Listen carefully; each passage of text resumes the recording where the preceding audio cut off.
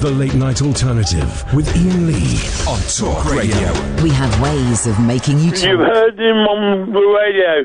You've seen him on television. You've heard him on the podcast. Live in London, Iain Lee. And you heard him on 3 counties. You heard him on Talk Radio. His number one lady, Miss Catherine Ball. I can't believe what I'm listening to.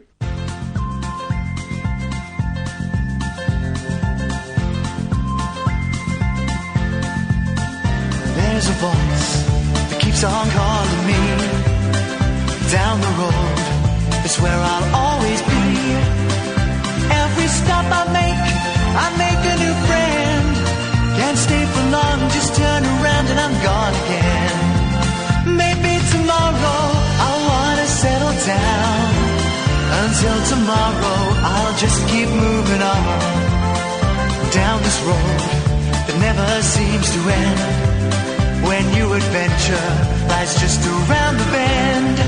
So if you wanna join me for a while, just grab your hat, come travel light, that's hobo style. Maybe tomorrow I'll wanna settle down. Until tomorrow, the whole world is my home. So if you wanna join me for a while, just grab your hat, come travel light, that's hobo style. Maybe tomorrow I'll wanna settle down. Until tomorrow, I'll just keep moving on.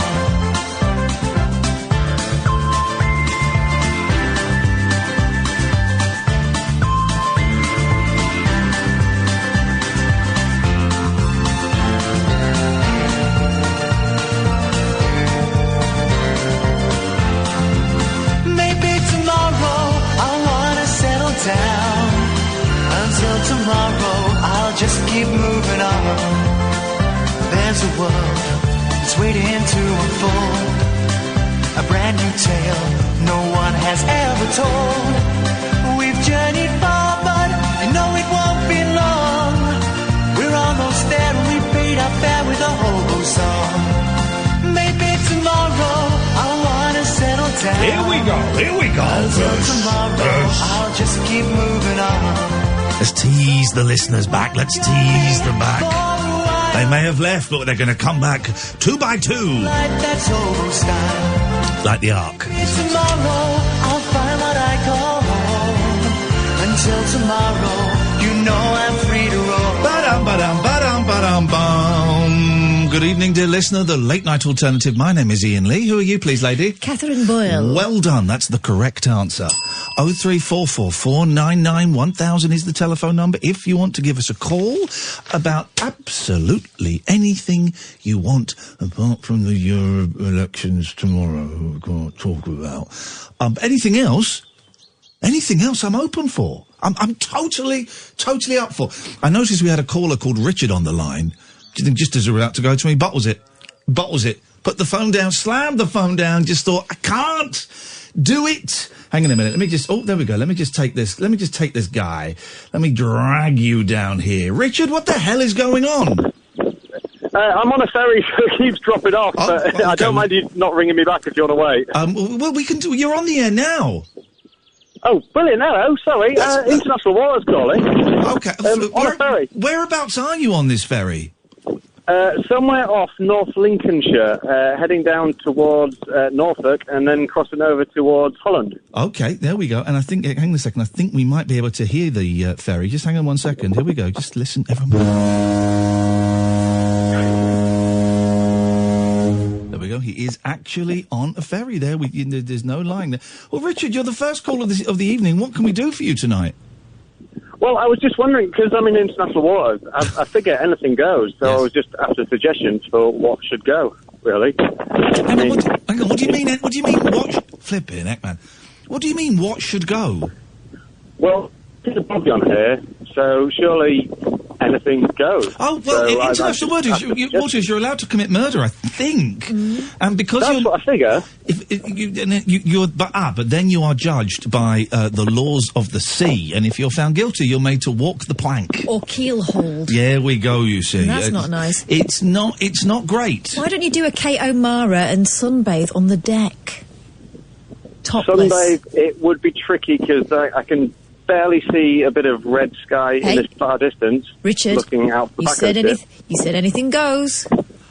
Anything go? Right. I don't think you're as committed to this as you made out you are. Well, I am, so, I mean, I could do that. I'm sure this group rather drunk. Richard, have a piddle over the edge, sir. Or if you're feeling bold, hang your bum over the edge and drop your load. And with that, Richard is gone. He was so excited by that suggestion, he couldn't hang around anymore. It had to be done. It had to be done. For some reason, one of the stories I've got written down, and I can't remember why. Let's have a look in the papers. It's about weeing.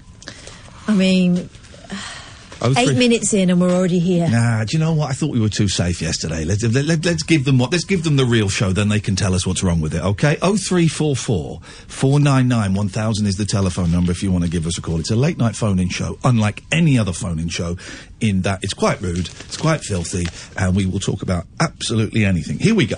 Here we go. Workers for tech giant Apple. I don't know if you've heard of them. They're quite successful with the computers and the phones. Although, of course, I made the leap. I got off the Apple phone treadmill. I wish I'd gotten off the computer treadmill, but I'm stuck in there. But I got off the iPhone treadmill when I cracked the screen of my... I keep cracking the screens. Well, keep cracking the screens, and it's like 150 quid to repair it. I remember your screen going, and it was in the back of your jean pocket. Yeah. How did that happen? I don't know, but I spent a fortune. And then the last one, the screen was cracked, but I could live with it, and then I dropped it down the toilet, and it was going to break. So I bought a Huawei for 200 quid, right? And it does everything I need it to do. It does video, it does internet browsing, and it does phone cameras. They've got very good cameras. I've got to be honest, it's a little bit glitchy from time to time, and for some reason, here's the annoying thing: the BBC radio iPlayer is always running in the background. So if I hook it up to my car, as you can do with the Bluetooth, and go to audio, it just constantly plays the BBC. I can't switch it off. Anyway, that's by the by. But of course now Huawei is a political football. And Google are saying, well, we're not going to let Huawei update any of its Google stuff anymore. No apps. So I'm screwed. Because for a couple of months there, it felt like you'd found I'd beaten the golden fleece. I had beaten the pocket telephonic system had been beaten for 200 quid. I was quids in, and it was a great phone. But now it's useless. And also today it's really hit and miss when. What? That's why Hey Google didn't work. Hey Google. Yeah, no, they're not talking anymore. Oh, it's doing it now. Hey Google, set an alarm for 2 minutes, please.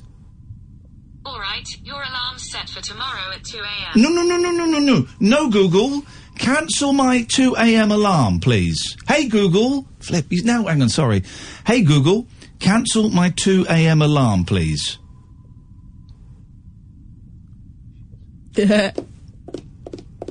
Hey Google, cancel my 2 a.m. alarm, please.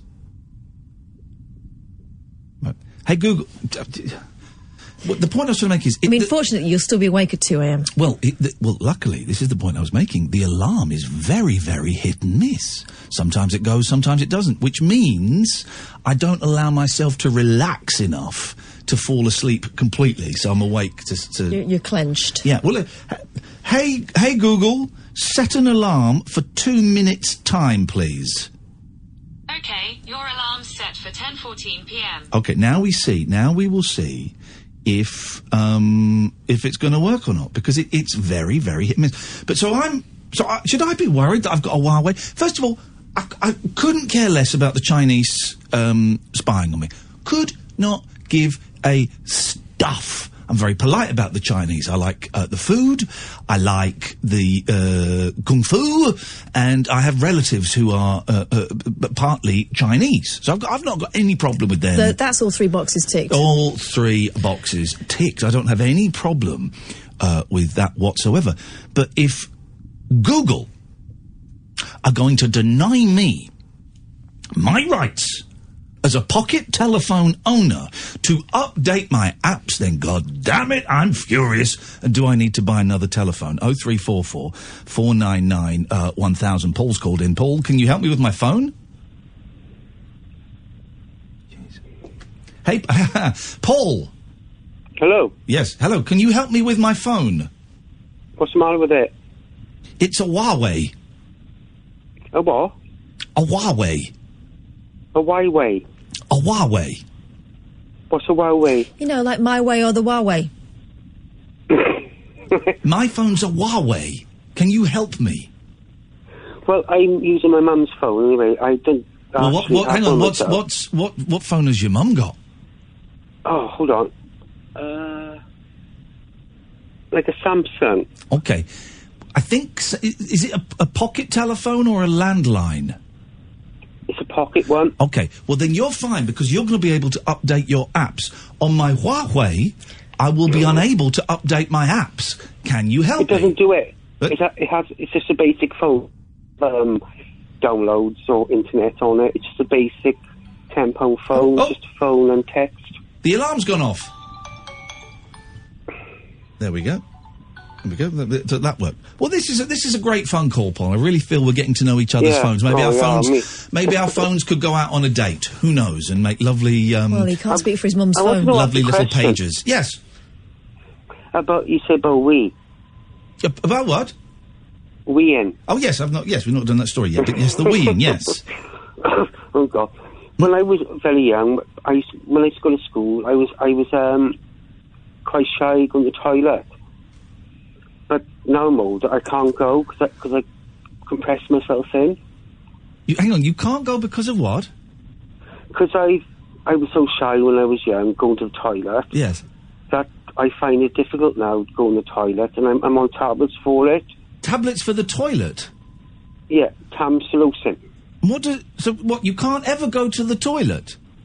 No, because the doctor said because I've held myself in for so long, I was shy. For years? Since I was Gosh, that must hurt. That the muscles, really hurt, and the muscles are tense, so I've got to take tablets to stop it from being so tense. Okay, this is just wheeze, is it, or is it? No, it's just number one. Just number one. Okay, that's great. Well, what can we do to help? Would it help if you urinated while you were on your mum's Samsung telephone to me now? Would that help? Because we won't judge you. We will not judge you for urinating. I've just been in the toilet. Okay, so it's worked. So you're getting better.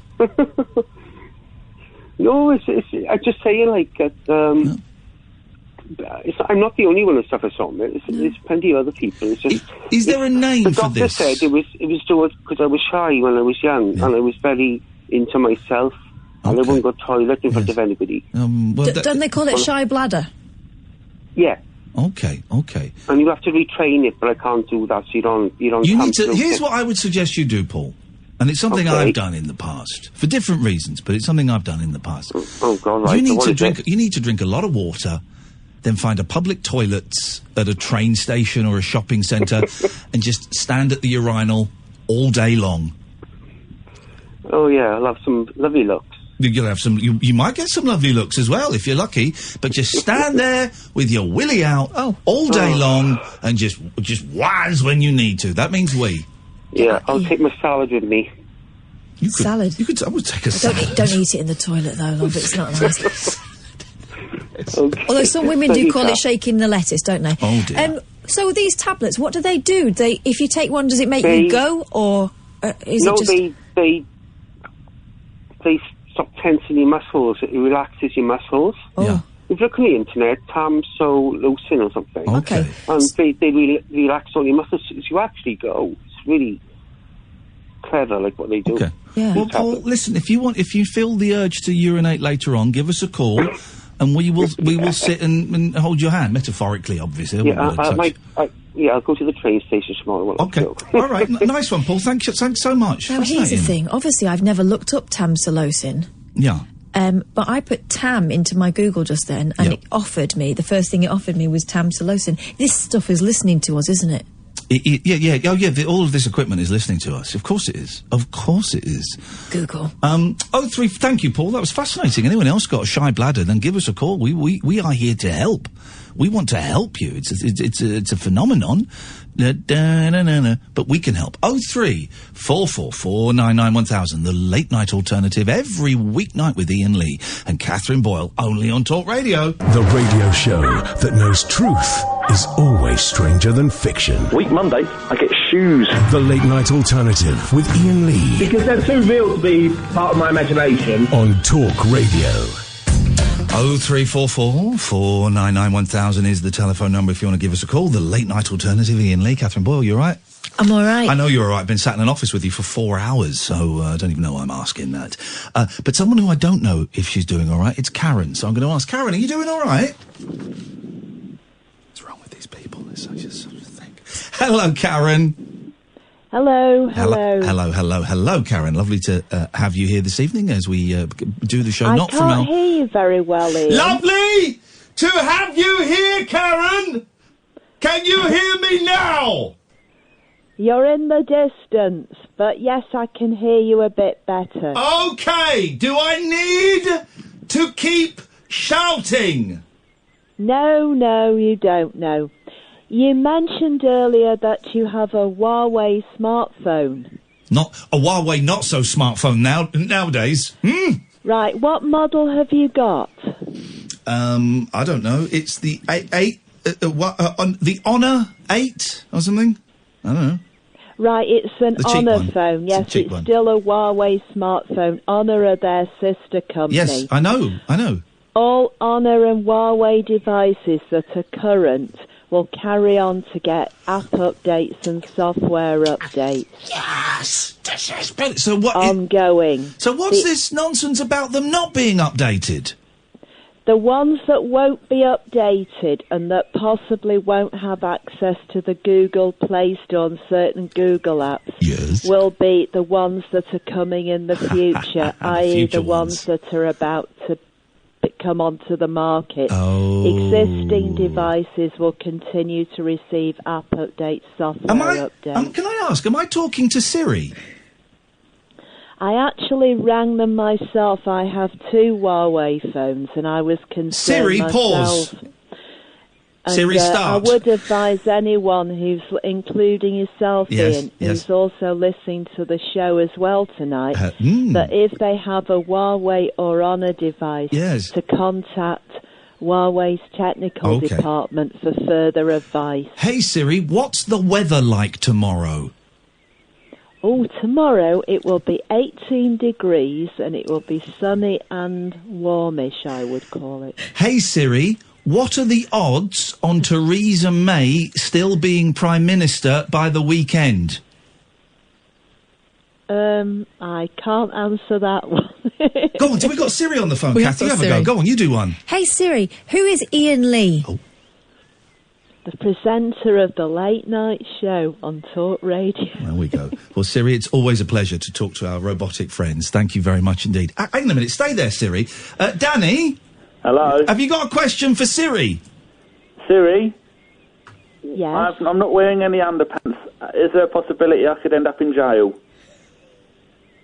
As long as you've got a pair of trousers on, I don't think so. Yes, okay, I'll be fine then. Lovely, Siri. Thank you very much indeed, Siri. That actual Siri phoning in, that's incredible.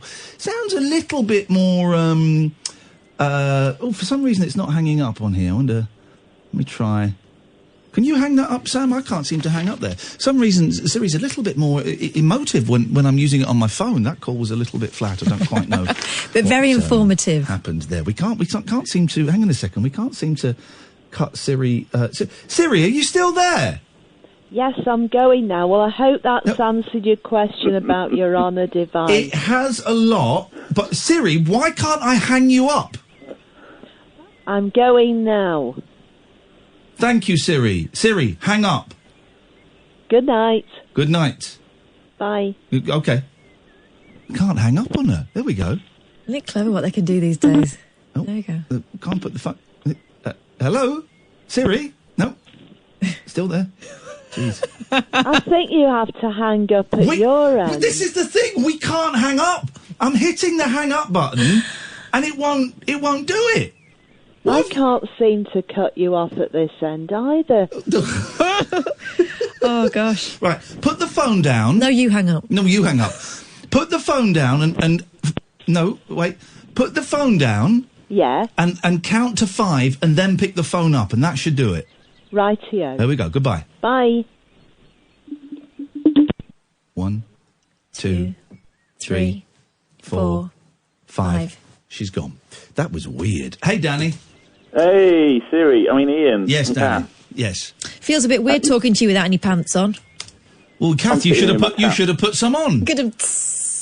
I've just bathed myself and bathed my beard. Got a beard like you had, Ian, and yes. Get rid of it. Beards are gone. Beards are done. They are history. And also, you didn't just... I bathed myself. No, you didn't. You bathed yourself. I sat in the bath for 3 hours, wallowing. Oh. Well, what's wrong? I don't know, sadness. Sadness. This is member number 24. I know your system doesn't say it anymore. It doesn't say it anymore. Don't know where you're from. Don't know your number. Don't know anything about you. By the way. There's about 6 or 7 people that still haven't got their membership cards. They're going out tomorrow. They would have been posted today, but the post office was shut. Here's why I think the post office was shut, right? So the area where I live, Danny... Yes. There was a big old funeral today from, I don't know which specific travelling community, so I'm just going to say from members of the travelling community, right? Big old funeral. It was beautiful, right? Beautiful. I would say 100 cars in a procession. Yeah. Big trucks with flowers all over. And when we passed by Did any of them have road tax? Sorry? Did any of them have road tax? Come on now, Danny. Steady. When we went, people I'm talking about. When we went past the chemist, people were standing outside watching, weren't they? And I heard them saying, I remember Betty. We used to do her prescriptions. Beautiful. Absolutely beautiful procession. Amazing flowers. Really gone to town on it. And the post office was shut due to technical problems, right? But then I looked at my local Facebook page, and a member of the community had written, thanks so much for everyone who was respectful during our funeral. Sorry that we closed down the village a little bit. Apologies. I hope that was okay. And I just posted a comment saying, nice flowers. And, a few people posted some comments. And then someone posted, isn't it a shame that some of the shops felt the need to close down while your funeral was on? The implication being that because it was a travelling community funeral, that some shops possibly feared there was going to be a little bit of argy-bargy, little bit of trouble. And I wonder if that's why the post office was closed down, because they thought these blooming gypsies, once they've got their nan in the ground, they're going to come posting letters willy-nilly. They'll be looting, because the local post office also sells candles. They'll be looting Yankee candles. It's going to be. And I just thought that's a weird old thing to do. We may be being unfair. The sign in the window said there were technical difficulties. But there were other shops that were closed because of the funeral. Isn't that weird? Well, no, that is weird. I mean, imagine if it were another specific racial group. There was a funeral of people of colour, so some of the shops have closed down. Or there's a Jewish funeral taking place. Oh, we're going to close some of the shops just in case it kicks off. You know what those guys are like. The Italians are in town. Put the shutters down. Yeah, and so they closed some shops, and I just thought that was weird and a little bit disappointing. Anyway, Danny, what you got for us? A couple of things. People can't hear you properly. I can hear Kath perfectly, but when when you're talking to someone and they have noise reduction turned on phones, so whenever you go quiet, it cuts the sound off. It sounds like you're doing that. What? So hang on. So you can hear Kath, but you can't hear me? Yeah, you're waving in and out. Flipping heck. Sam, can you fault report the fact that... Here's the thing. This is the only show that gets phone calls, right? So we are basically the guinea pigs for the phones. So the thing is now, they can hear Kath, they can't hear me. But what I can hear you, you're just warbling in and out a little bit. No, that's just rude. But what I was getting on Twitter were people saying that Ian's voice sounded like nice and clear. No, that was afterwards. That was listening again. Was listening again. So this is on the phones now. Kath is clear. Can you hear me well enough, Danny, or do I have to say what I want to say to Catherine and then she repeats it to you? No, that photo you took on Twitter, I'm looking at that and I can hear you perfectly. Because you're looking at a photo of me?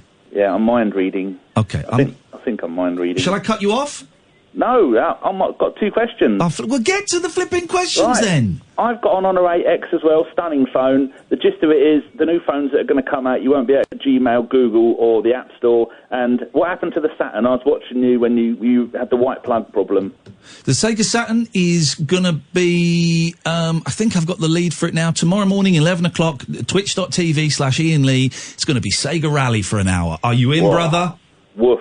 Woof indeed. Now, let's see if Bye-bye. I can't cut him off. Oh, I shall cut myself off. 3, 2, 1, back in the room. I can't cut people off on my phone-in show, the only show that gets phone calls. Can you fade them down? Well, yeah, but that means they're still there. We're still totally dependent on them putting the phone down. If someone decides not to hang up, we're stuck with them all night. All night, yeah. Man alive, this is Talk Radio. The late night lip service for lovers, loners, and lounge lizards. Yeah, well, where exactly is your accent from? The Late Night Alternative with Iain Lee. I've forgotten your name already, excuse me. On Talk Radio. 0344 499 1000. Yes, we are in a £25 million studio, but no, it doesn't work.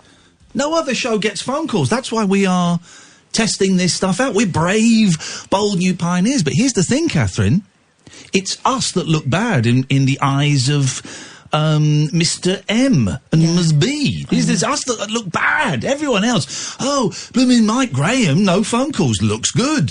The Muppet who's on after him, no phone calls, no content, looks good. Us, phone calls, no content. Again, there seems to be a running theme on this station. Phone calls, can't cut them off, we look bad. Good evening, Mike. We've got Michael. We've got Michael. And then we've got Graham, Mike Graham. And then we've got Dredge, Mike Graham Dredge. Good evening, Michael. Hello there. Hello, Michael. What can we do for you this evening? How's it going? It's going very, very well, thank you. Well, I think the phone's all right, actually, when I'm listening on mine. Can you hear me okay? Yes, it's like listening to on medium wave. On medium wave, okay. And do you hear me more clearly? Both the same. Both the same, medium wave. There we go, lovely. I like it, that's great. What can we do for you this evening? It's like old school. No, I just thought I'd give you a ring. I'm normally a podcast listener. But thank you. I'm on the sick, so I can listen late at night. I shouldn't laugh. It might be something serious. It was terrible. It was the phrase "on the sick" that made me chuckle, because that's a good old fashioned phrase. Are you properly ill, or are you wagging it? No, I thought it'd be a good idea to go for a run last week. Never a good idea. Never a good idea. Never a good idea to go for a run. My mum says, fine, well, you're not built for it. Oh, are you a big lad? Well, I'm big enough. Okay, fair enough. Yeah. So what happened when you went for this run? I thought I'd race my son. He's like 20 and I'm 46. Oh dear, I can see your mistake. Mate. So I thought, I could push this, and I thought I'd do it again. Yeah. And I ripped a muscle. Oh dear, which muscle? The ego muscle. My ego muscle. Yeah. My wife says, you should have been showing off. Yeah, you shouldn't have been. But of course you were. I did my back in and it's still in a lot of pain. I had to do some stretching today because I was showing off to my kids, doing 410 dabs. Of course we shouldn't show off to our kids, but that's what we wanted. That's what makes us dads, Michael. I think it's a testosterone thing. He's 20, he's got his... It's a testosterone thing. Well, I've still got it. Yeah, you haven't got it, but... Turns out you pulled it. I suspect that maybe, Michael, we never had it. No, not really. Yeah, that's possible. Anyway, so you're on the sick. You can listen live. Thank you for listening to the podcast. We appreciate that. Over nearly 600,000 downloads in just 3 months. So you're one of those people, Michael. So thank you. What can we do for you this evening? Well, I'm sitting in the house by myself. Yep. Having a little tug. Oh, stop it. Well, why not? Well, I'm sitting in my pants, but get going. I'm like a bachelor. I just had a little plate of chips, sitting in front of the computer. I got the radio on. Yeah. Oh God! Don't have us in the background. It makes me feel dirty. Yeah. Looking at some, wondering whether to get your credit card out. Flipping it. No. Don't. The stuff you get for free is just as good. Doesn't take long. No. Right. So, well, thanks for sharing this lovely little what can we, vignette. Apart from that beautiful image, why are you telling us? I don't know. Sorry. I'll get any point. I like you, Michael. But anyway, yes. I was watching you on Twitch playing Horace Goes Skiing. Horace Goes Skiing on the ZX Spectrum. Yeah, I played it the other day. You know, as a 12-year-old, that was a good game. There's a look thing, at it now, and it's terrible. There's a thing on Twitter today. Who was your first video game crush? I would guess mine might be Horace. Horace Goes Skiing. Horace Goes. There was a couple of other Horaces as well, wasn't there? Horace and the Spiders. Oh, jeez. And there was, I can't think what the third one was, but yes, Horace was, forget your Marios, forget your Sonics, forget your, all of your characters from, what's that game called? Outspoken, Awoken. Outrun? No, Outrun, no. The game, the shooting game. Overwatch. Forget that. It's Horace. It's all about the Horace. That's what it is. How things have changed, though, from then until now. Haven't they? Michael, I'm going to try and cut you off, but I don't think I can. Nope. You still there? I want to cut you off. Okay, please do. Please. I would, before you start browsing. Away you go. Okay. Okay, you did it. I appreciate that honesty. Good evening, Graham. You're live on Talk Radio. Hi, Graham. Hi. 25 million quid. 25 million quid, and it doesn't work. Or I've broken it. Good evening, Graham. Good evening. How are you? I'm very, very well. What can I do for you? Right. Bit of a sad one. I watched Panorama this evening. Yep. Okay. What was it about? I guess you guys probably haven't watched it because you're in the studio and stuff. We were watching First Dates. It was about a care home expose, wasn't it? Oh, it was that one. I've heard about it. A care home for now. Is it vulnerable? Is it?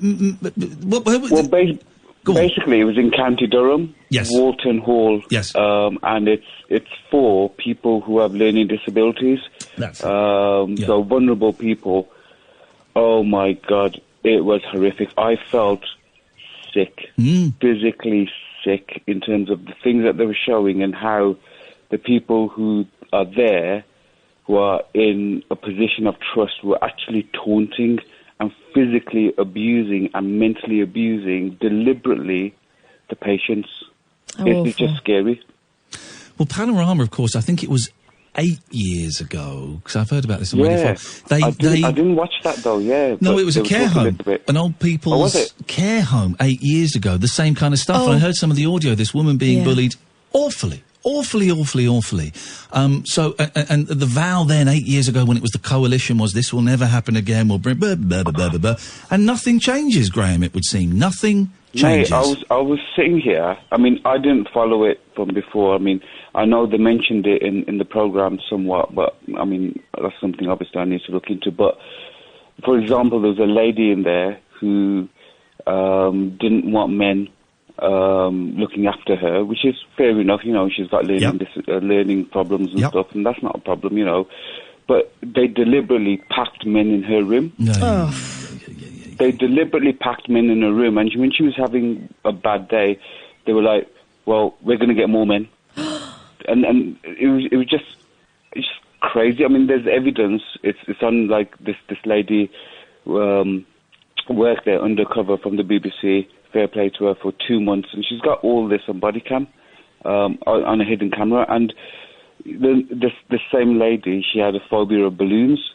So what they did was they deliberately brought balloons in, pulling them apart and you know, like sort of making that screechy, rubbery noise. Yeah. And just aggravating it. And you're thinking, this is, and they had two professors on, and they said this is torture. Yeah.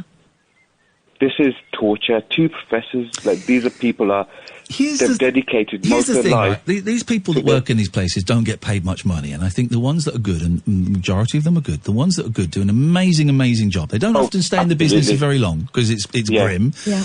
But even if you were getting paid really, really badly, right, and even if you hated the job, why? How could you think that you bullying the people is going to be? Some sick person, totally sick to be able to do that. I mean, there's another case. There was a chap, and you literally just did swear. You said, "I'm not going to swear." You literally just. I know. Just watch dropped him to the floor. Graham, just watch the language, mate, because you said you weren't going to swear, and then you did. You did swear.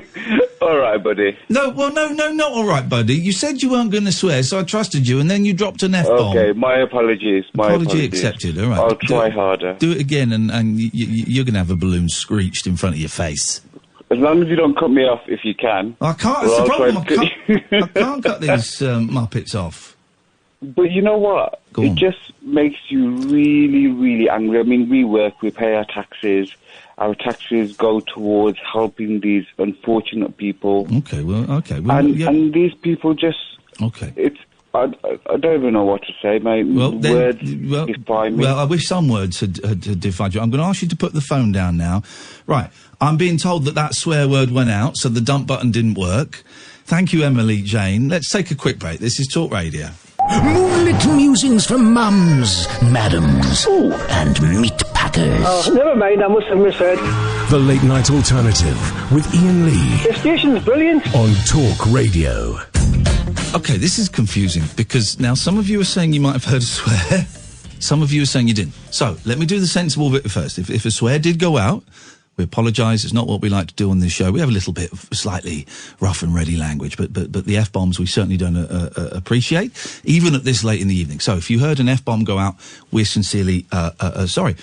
But then loads of people are tweeting going, no swear went out. So now we enter a confusing thing. Where? Let me get technical for a minute. There is a chance that we broadcast on DAB, online, and on the app. Right? Now, there is a chance that those three signals are being split, and some people are getting the dump, and some people aren't getting the dump. So what we need is we need someone who's listening on talkradio.co.uk, we need someone who's listening on the Talk Radio app, and we need someone who's listening on a DAB radio. We need them all to be listening to us, to let us, and then we're going to do a dump live on air. Steady. And we're going to see if it works. So that's what we need to do. That's going to be our experiment, because we can't live under this pressure. Let's go to Dredge first. Good evening, Dredge. Hello there. Okay, hello. Okay, it's a little bit racist. No. Right, no, okay. So, here we go. Oh, jeez, hang on a minute, right. So then they get these tweets. So someone said, the dump button didn't work, I'm listening on DAB. Then Liam says, I'm on DAB, I didn't hear any swearing. And then Tracy says, on DAB radio, I heard the F word. So... Oh, my word. So someone's lying to us. This is the most Dredge, this is the most confusing thing. Right, here we go. Right, okay, fine. So, okay. It's the DAB. Right. I heard the F-bomb on DAB, says James. Defo heard the F-bomb on digital, says Tim. On DAB, can confirm I heard the F-bomb, says Sonny. Scott, no swear on DAB. So it's 3-1 saying that on DAB, the dump button doesn't work. This puts us in a very, very fruity position. A very, very fruity position, Dredge. Do you understand? Comprende? Sorry, I'm on DAB. I can't quite understand what you're saying. Comprende! Okay, so the people Sorry, listening... now you seem to be coming across in French. Just to say, so everyone who heard the F-bomb on DAB, we apologise. You know that's not what this show is about. I heard it. Will you shut up? You were on the phone, of course you'd hear it. The apologise is not what this show is about. There seems to be some kind of technical problem, and boy, oh boy, it's going to get fixed. It's going to get fixed. Right, Dredge, what can we do for you this evening? That wasn't meant to be a racist impression, by the way. That was my impression of a Scottish grandmother. All right, went awry. All right, it Danny went Baker. Awry. All right, Danny Baker and Andy Partridge, away you go. I hope they're not listening to this. Of course they're not. No, of course not. They're sat at home crying into their beers. Have you tried turning the station on and off again, or? Well, we've literally turned phone box off and on again, so hopefully I can cut people off. That would be good. Anyway, what can we do for you? Come on, get to the point. Okay. Well, I went to see Rocket Man today. Spoiler alert: it's about Elton John. Okay. Yes. And I noticed that it was directed. This enormous, great, big, huge film was directed by Dexter Fletcher. Dexter Fletcher, show, friend of the show. Dexter Fletcher, the man that, inverted commas, saved Bohemian Rhapsody. So he directed that, did he, as well? He took over when the first guy, Bryan Singer, the first director, got booted out for various inappropriate things. And so he took over. And he also directed the lead, the guy who played Elton John, as Eddie the Eagle. Yes. Did he? Yes. Is that any good? Yeah. Don't know, I've never seen it. Well, this was a good film. I mean, I didn't want to see the Bohemian Rhapsody one, but this was interesting. Boring. Exactly.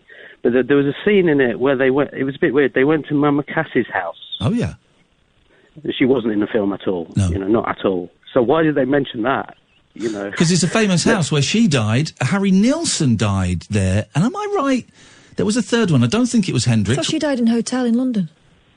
Were you talking about her apartment in London? No. This was in America. Oh, okay. They were going, hey, let's all go over to Mama Cassie's ranch. And then she was obviously out, Oh, she would be. I don't know then. Well, is the film any good? I mean, like sometimes you come out, you can't tell if it was good or not. Do you know what I mean? Yeah.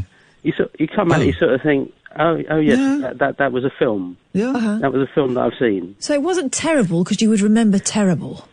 Yeah, it was okay. I wanted to see it because he's had such an incredible life, But I'm sort of thinking, well, do I like these songs or not? I mean, I don't know. Is Elton John a good singer-songwriter? I don't know. I Want to Kiss the Bride is a great song. Is it? I want to kiss the bride. I think he's good. I think he is good. It's no sacrifice. But I don't know, are music biopics good at all? I don't know. Is there something inherently naff about the musical biopic? When did they start becoming, Oscar-winning thing? They were always a piece of trash that you would put on and not really pay attention to. Yeah. Although I was obsessed as a teenager with the Karen Carpenter story. That's a film and a half with some great wigs. Ah, yeah. Right, I'm going to try something here, John. I'm going to try and cut you off. Good luck. John, could you put the phone down for me, please? No. Please. No, I'm not going to. Please, I'll retweet your new video. Bye. Thanks very much indeed. Okay, so let's just go through where we are in this £25 million studio. So we're in a £25 million studio where the dump button doesn't work and we can't cut the callers off. That's where we are right now. Okay, now how does that? God. Oh God. Oh yeah. Okay. All right. Well, fun times at Ridgemont High. Fun times. Okay. Well, fortunately, we're professionals. Let's try Paul. Good evening, Paul. Yeah. Listen, I heard the swearing, but why don't your dumb button used to work on the one you were before, the other station you were in, the other building? Yes. Why doesn't it work now? Right. Were you listening on? How were you listening to the radio? Yeah, I'm on DAB. Okay, right, so it's DAB that doesn't work. Why doesn't it work now? I don't know, because we're in a completely different building and they've built this entire system from scratch. I know, but didn't it work in the last building you were at? Yeah, it worked in the last building, yes. Yes. So have you've got new equipment now? Yeah, they've built a brand new, barely functioning studio for our delight. And that's what we got to do. So I don't mind if people swear. Well, I do. But it's illegal on the radio, isn't it? It's illegal and it's punishable by death, Paul, and I do not want to die, not today, if I can avoid it. Yes, exactly. It's funny, though, and it is funny that you're not allowed to swear. I mean, we get away with some light swears on here. I do think we swear a little bit too much. But there is no watershed on the radio. I don't necessarily think there should be a watershed on TV anymore because it's all a fluid viewing. I'm finished talking Okay. Sorry. Yep. Why do they swear? They do swear on the television, but you're not allowed on the radio. I don't really understand that. Yep. Okay. I was kind of explaining it, and then you decide. I cut him off. I cut someone off. That's a first. Hang on a second. I'll tell the boss. Hooray. Okay, we're going to go to Kerry next, because, hello, Kerry. Hello, mate, how are you? I'm very, very well, Kerry, thank you. Good. Mama Cass, this wasn't why I phoned up, but Mama Cass, didn't she choke on a ham sandwich? No. Is that not true? No, it's not true. It's a myth. It's a myth that Have went I around. been living a lie all this time? You've been watching too much Austin Powers. Yeah, no, that's the thing everyone thinks that happened, but no, she had a heart attack in her sleep. Oh, no. Yeah. So there was a ham sandwich in the room, but it was uneaten. Oh, well, what a waste. Anyway, back to the swearing sandwich or thing. life? I think we know which one. Yeah, go on, Kerry. Back to the sandwich. The swearing thing. Yes. Have you listened to Radio 4? Oh, they drop C-bombs in their plays at 2:30. Exactly. I don't think you've got anything to worry about there. No, but hang on. The rules are very, very strict, though. They get away with it because in a play on Radio 4, you might expect coarse language. It's to be expected. And here's the thing: you're not really allowed to swear on British radio unless it is in that kind of context. So, listen, we won't get in trouble because we did everything we needed to do, and we pressed the dump button, and we it was a technical fault, and it didn't work, and that's fine, and we can't get in trouble for that. But it is a slightly frustrating thing that we are not as protected as one would like to be, Kerry. Yeah, I know. Well, you should be. Thank you. Well, the actual reason I was ringing up was to say thanks for the heads up on Remy Nicole. I've ordered her album today. Oh, beautiful! Have you you've just ordered it today? It's not arrived yet. No, I've just ordered it this afternoon. There. So. Beautiful. Well, let us know how you get on with it. We love. Yeah. I ordered because I didn't have the albums. I bought the albums on Music Magpie for pennies. So I've got those. Oh yeah. I got mine from Discogs. There you go. You see, I'm virtually going to listen to them tomorrow. Well, you should. Yeah, I'm going to. She's good. I like her. I like her songs. I like her attitude towards life. She seems like a lovely lady. Yeah. She seems good. Kerry, listen, but some people have a go at me for saying, some of the music you get is too obscure. Well, no, yeah, good. Well, you're learning. It's here to teach you stuff. Some of the stuff you might like and some of the stuff you might not like. It's just the way it goes. Thank you, Kerry. 0344 499 1000 is the telephone number. 0344 499 1000 is the telephone number if you want to give us a call. The Late Night Alternative with Ian and Kath on Talk Radio. Talk Radio. The Late Night Alternative with Iain Lee on Talk Radio. We have ways of making you talk. Iain Lee, you're an idiot. I am Broken Britain. Well, I'm not the kind to kiss and tell, but I've been seen with Farrah. I've never been with anything less than a 9. So fine, I've been on fire with Sally Field, gone past with a girl named Bo. But somehow they just don't end up as mine. It's a death-defying life I lead. I take my chances. I die for living in the movies and TV. But the hardest thing I ever do is watch my leading ladies kiss some other guy while I'm bandaging my knee. I might fall from a tall building, I might roll a brand new car, 'cause I'm the unknown stuntman that made Redford such a star.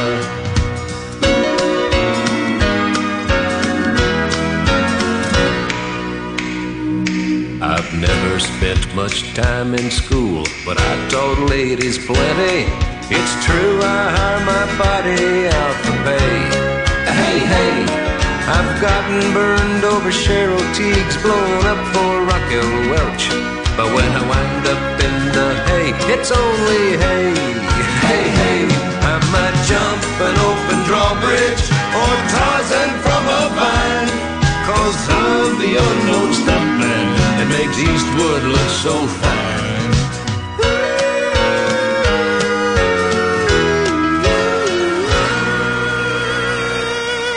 Good evening, dear listener. Thank you, Catherine. 0344 499 1000, the late night alternative with me, Iain Lee. And what's that coming over the hill? It's a Catherine Boyle. There we go, you see. OK, now we've got to be... We've got to be on guard. We've got to be on guard. I suspect, I smell an attack coming from the plebs. I feel something is afoot. So let's just be on guard, as we say. Good evening, Fred. Good evening, Fred. That's you. That's the made-up name you decided to give us, Fred, remember? Jesus. Fred!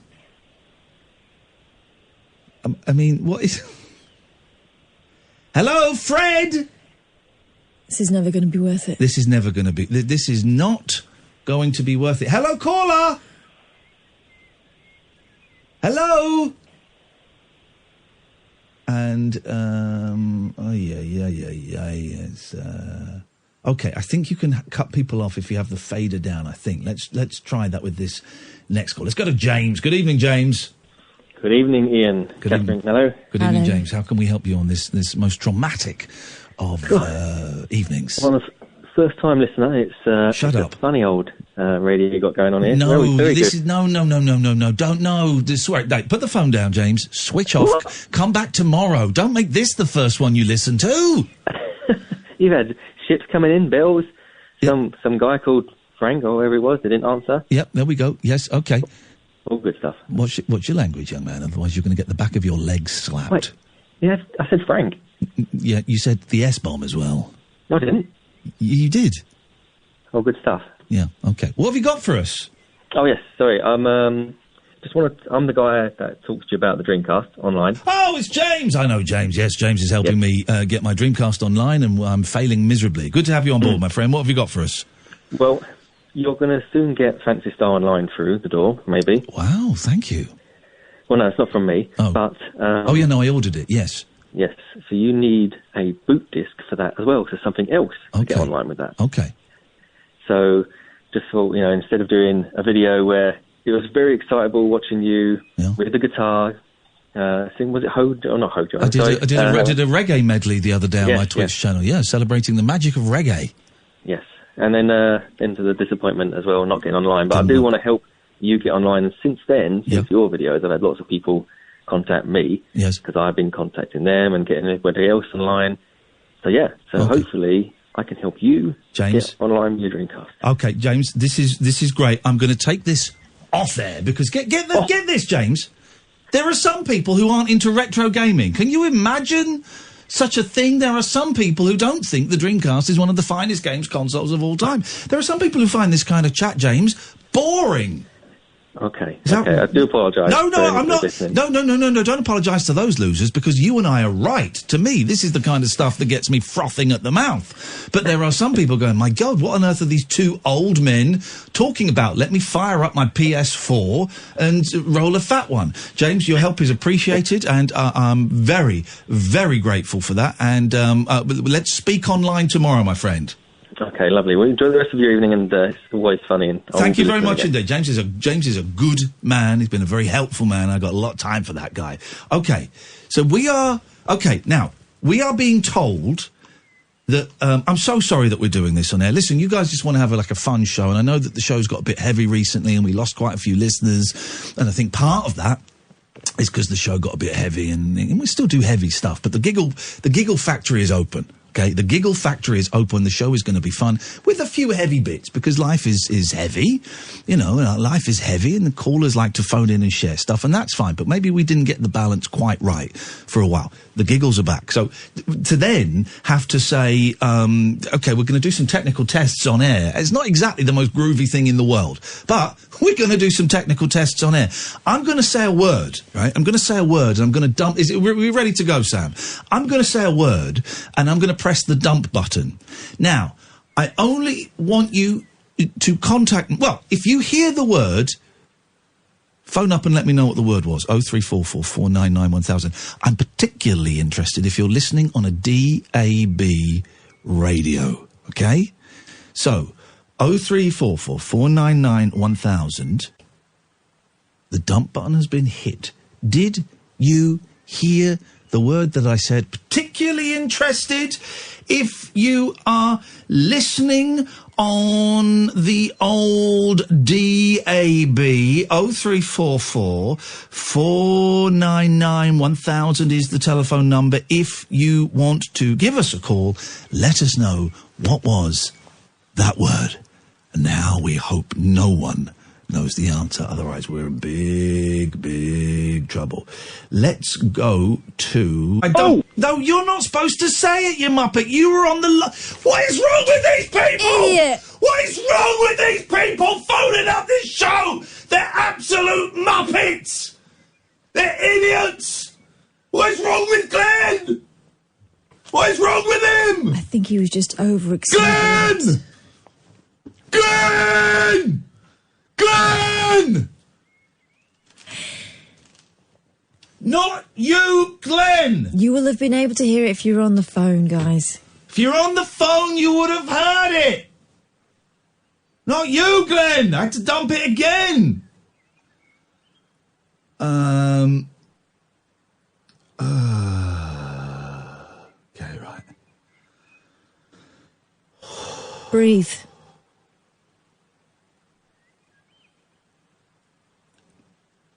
Are any of these phone calls... Is Pete saying... that? Is Pete... Okay, Pete, let's go to Pete. I hope this works, otherwise this is the career all over. This is the career ender. Pete, what have you got for me? Do you want me to say it or will it upset you? Just say it. Say it. Say it. Flange. No! Stop! No! No! You wanted me to say it? No! So you're listening... Flange. Okay. So you're listening on DAB, Pete? I am. Right. Oh, flippin' heck, man. What is That's where the problem Pete, is. 25 million quid this studio cost. And it don't work. You know what it needs? Go on.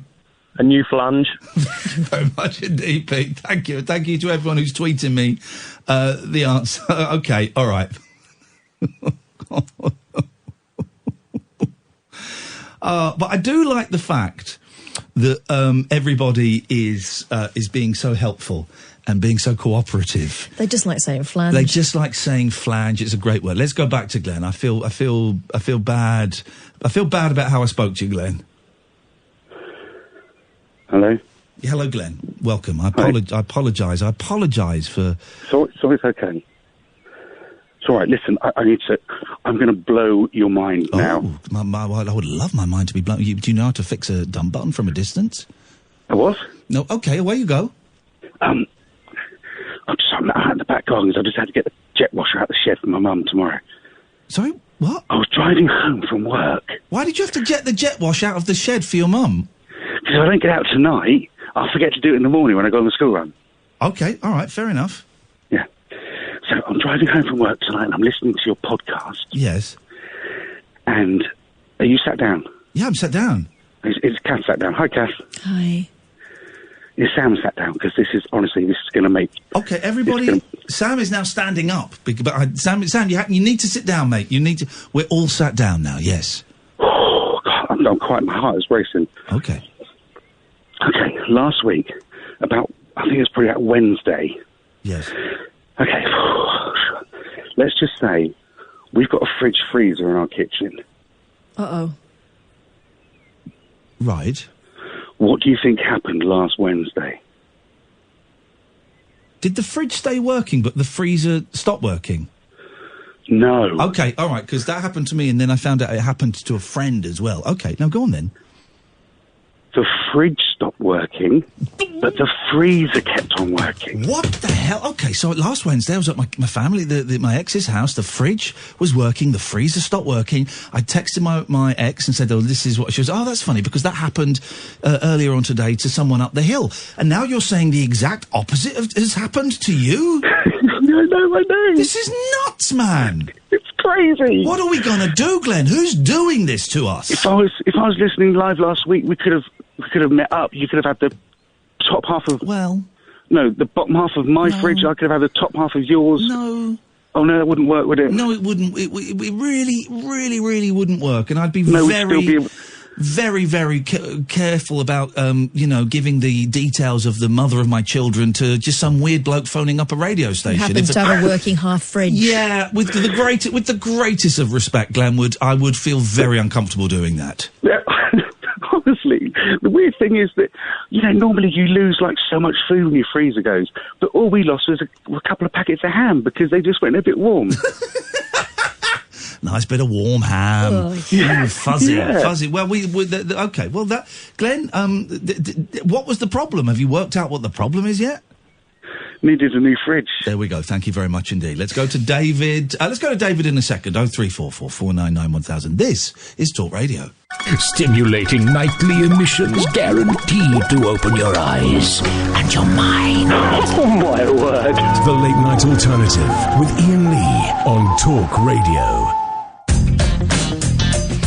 0344 499 1000 is the telephone number. This is the Late Night Alternative. If you're wondering why my voice sounds so boomy, well, my balls dropped this week, so that's what's given me a slightly deeper voice. Congratulations. And that's why Catherine's is a little deeper as well. Let's go to David. Good evening, David. Hi, Ian. How are you? Hello, David. I'm fine. How are you? Yeah, actually, I only rang in just to check the sound, actually. Check the sound? The sound quality. I heard that some callers earlier talking about that it was a bit like medium wave, etc. So I was checking what it sounded like. So you've called in to listen to what I sound like on the phone? Yeah. Does it live up to your expectations? Yeah, it's fine, actually. It sounds exactly as it always sounds, to be honest. Okay. No issues, I don't think. Okay. Do you work for Talk Radio? Are you one of the engineers at Talk Radio? No. Just nosy? Not at all. No, just nosy. Curious. I think nosy's a bit harsh, to be honest. Nosy might be a little bit harsh. Yeah. Curious. Do you work in the industry? No. You're a fan of noises? He likes noises, yeah. Do you like noises? No, not at all. I just wanted to know what the fuss is about tonight. I like you, David. You know what? You're my favourite caller we've had for ages. Because you're, and please don't take this the wrong way, you're contributing absolutely nothing to the show, but you phoned up just because you were curious about something, and that is great. We need more curiosity in our lives. That's true. Okay, all right. Okay. Well, should we say good night? Thanks, bye. Yes. Bye-bye. There's David, happy. Yeah? Or happier. What is going on? Imagine if the new bosses are listening to this one. It's game over. We're dead. We're going to get on the way out. They're going to say, sorry, Ms. Boyle, Mr. Lee, those passes, we'll take those. Thanks very much indeed. Don't worry, I've got a call that'll save it. There we go. Here's the call that'll save the show. Good evening, Alan. A little bit late for you tonight, Alan. I overslept. Oh, what? What? It's not like me to miss the start of the show. No, it's not like you to miss the start of the show, but you did. It's been a cracking show tonight, Alan. I'm going to say it's one of the best. Have you unpacked yet? Sorry? Because moved into the new building, haven't you? Yeah, here's the thing. When a big company moves into an even bigger company, people like me and Kath don't have to do the unpacking. They hire a removal firm. Yeah. Oh, Also, we don't live From here. Chris Evans at Virgin yet? Sorry? Have you had your welcome gift from Chris Evans at Virgin yet? No, what's the welcome gift from Chris Evans at Virgin? I don't know, but I'm putting my attention to something. What would it be in a different radio station? Unlikely. Well, before I was on a different floor of the same building. Yeah, but There's quite a lot of floors. What floor's Talk Radio on? None of your business, Alan. One of the high ones. I thought you might have been in the penthouse. No. TalkSport 2 is in the penthouse. No, that's not us. Are you above Virgin or below Virgin? I cannot. Because they're on the 17th floor, aren't they? We're below Virgin, and I always my old mum used to say, the lower the floor, the higher the score. And what she meant by that was, if you're on a radio station and it's below another radio station, then the one that is lower is the best of the two. Yeah. Sounds promising. It does sound and I was listening online. Yes. And the dumb button's working fine on there. Yeah, we know. There we go. You see, we know, Alan. Thank you so much indeed. Thank you so much indeed. 0344 499 1000 is the telephone number. The unexpected. I mean, there is always a silver lining, and the silver lining is that everyone's run to put their DABs on instead of listening online or on the apps. Yes, exactly. In the hope of more spice. Let's do this call, and then we're going to do the news story that I started 82 minutes ago about weeing. That's what we're going to do. But let's just get Andre out of the way. Good evening, Andre. Hi, and I'm listening on a BAD radio. Oh, okay. Yep. BAD. Yep. Bad. Good yes. one. Yep. Yep. I hope you like that. No. And, quick Elton tune for you. Yep. When are you gonna come down? When are you gonna have a when cough? Are you going to land? Take a couple of vodka. Andre, I've got a fade. Andre, could you please follow Catherine's advice, and before you sing any more, have a cough. I've got the fader down because we don't want to. Oh, goodbye, mate. Okay. Here we go. When are you? I've got bronchial. I've got a bit of a bronchial problem. You got some sort of problem, yes, mate. Okay, all right. But anyway, that's quite a good tune, that one, isn't it? Yeah, it's a great one. Right. What was I going to talk about? I didn't hear no foul language on my BAD radio. Okay, that's fine. That's absolutely fine. And you've never caught me swearing, have you? No, I've never caught you swearing, but I suspect that you do it in the privacy of your own home. No, not in here. No. Only when I'm out. Okay. These calls really are stimulating. Oh, Ian, just a quick urgent one. Yes. Can I have a ticket for Shaftesbury Avenue? Yeah, of course you can, mate. I think you can buy them at your local train station. Can you? Yeah, definitely. No, can you send us one in? I want to go. Yeah, okay. I'm afraid I can't... That put a cat amongst the pigeons, Oh, wouldn't okay. it? We don't want any cats amongst any pigeons, Andre. Thank you so much for your input this evening. It really did fill 2 minutes and 37 seconds. And at last, thank God, nearly halfway through the show, the phone lines are clear. Thankfully, we can breathe. I mean, geez, I know we get the most calls. Here's the thing. We get the most calls on this radio station, but I think they contribute less than any of the... I think our calls contribute less than any of Matthew Wright's calls, and he doesn't get any. You do the math. Workers, this is how we... Remember how this is how we started the flipping show? This is how we started it.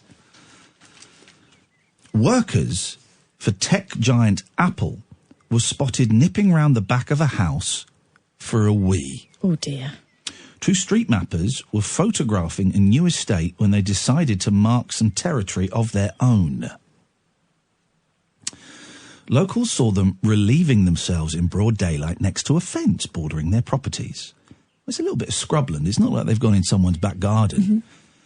One, Nathan Bowker, 26, said, "It was unbelievable. There's plenty of pubs and cafes nearby and a supermarket less than 5 minutes away, so it's not as if they had no other choice." He added, "They could have looked on Apple Maps." Nathan's partner, Ross Spencer, 25, started filming the contractors last week in Radcliffe, Greater Manchester. I love it when people are so disgusted they have to film it. It's like when they see people, at it. Oh, I was so disgusted. Here's the video. So that's the thing, right? What's weirder? A bloke having a wee or another bloke filming it? I think I know the answer. Yeah. He said, You could see one with his head popping up over the thing. It's horrible. The place will stink of wee. Oh, gosh, that extra detail. Nathan claimed Apple offered to send a postal address for their complaint. He said, now Nathan is the first one. We couldn't believe one of the world's top tech companies expected us to post a letter. An Apple spokesman said, "It was we are satisfied the workers did their best to hide out of sight. This is not an issue for us at Apple. Oh, really? So why don't you all bugger off?" What if they'd been female? Who? The filmers? The workers. What about it? Well, I just think that it's more, it seems to be that blokes having a wee in the street, we just kind of have to, I was going to say suck it up, but you don't want to do that. No. But with women, you would never do that. Come on, please, don't turn this story into hashtag Me Too, hashtag the patriarchy. I don't see why we should have to put up with men weeing in the street. It's not in the street, he's doing it in a bush. Wee in a bush. Wee in a bush, no one cares. Go and have a wee in a bush. You can't blame this on us. Blame it on God, who, as we all know, is a woman. Gotcha. That's that sorted then. That's that sorted. Yeah, being so disgusted you film it. That is something you need to have a word with yourself about. Oh, by the way, we haven't acknowledged the fact that one of the world's biggest showbiz entertainers has passed on recently. Did you hear about this? No. We should have. I don't know why we didn't do a special. Grumpy Cat is dead. Oh, yeah. Grumpy Cat is dead. She's only 7. It's no age. What did she die of? Oh, hang on. She had some sort of organ failure, I think. Was she, like, inbred?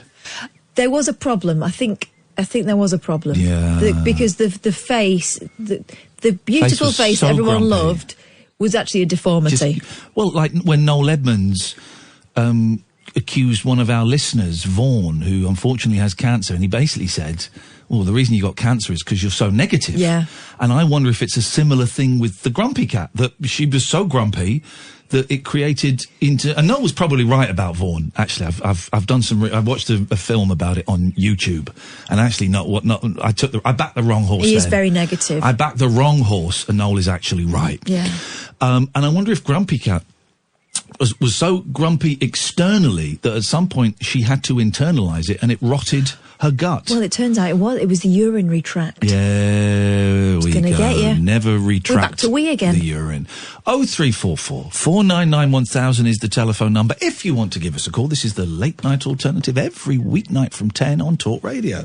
Kick off your slippers. Don't go to bed. The party is just starting.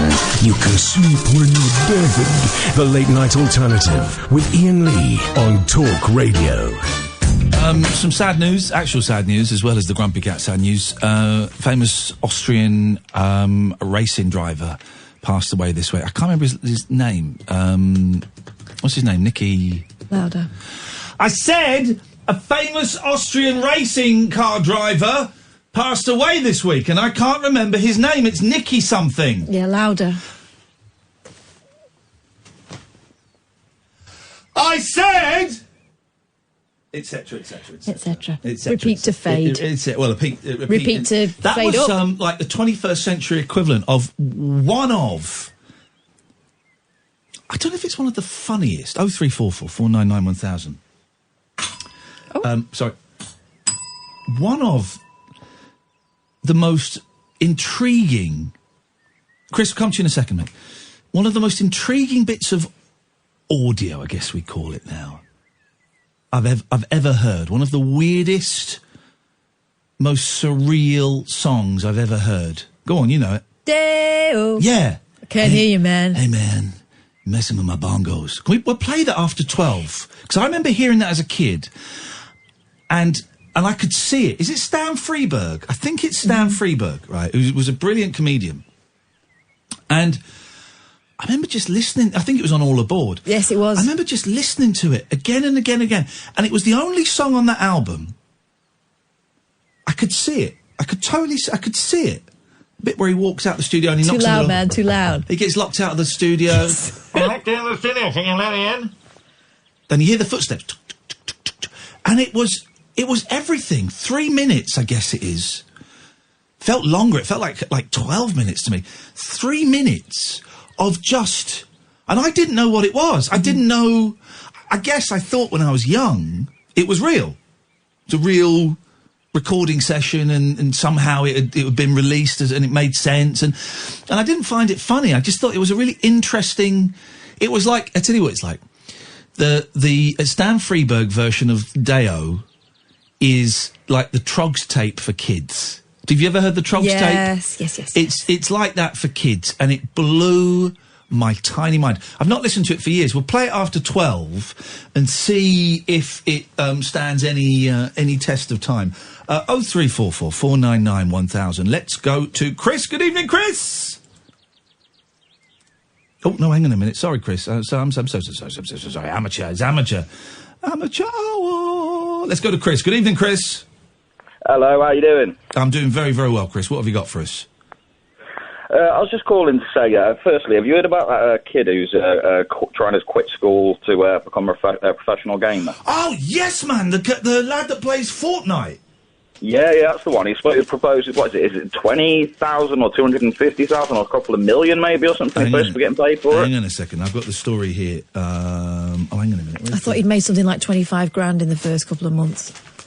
I know you... I made he's in the final, isn't he? I made $112 last month on Twitch, so I'm kind of catching up.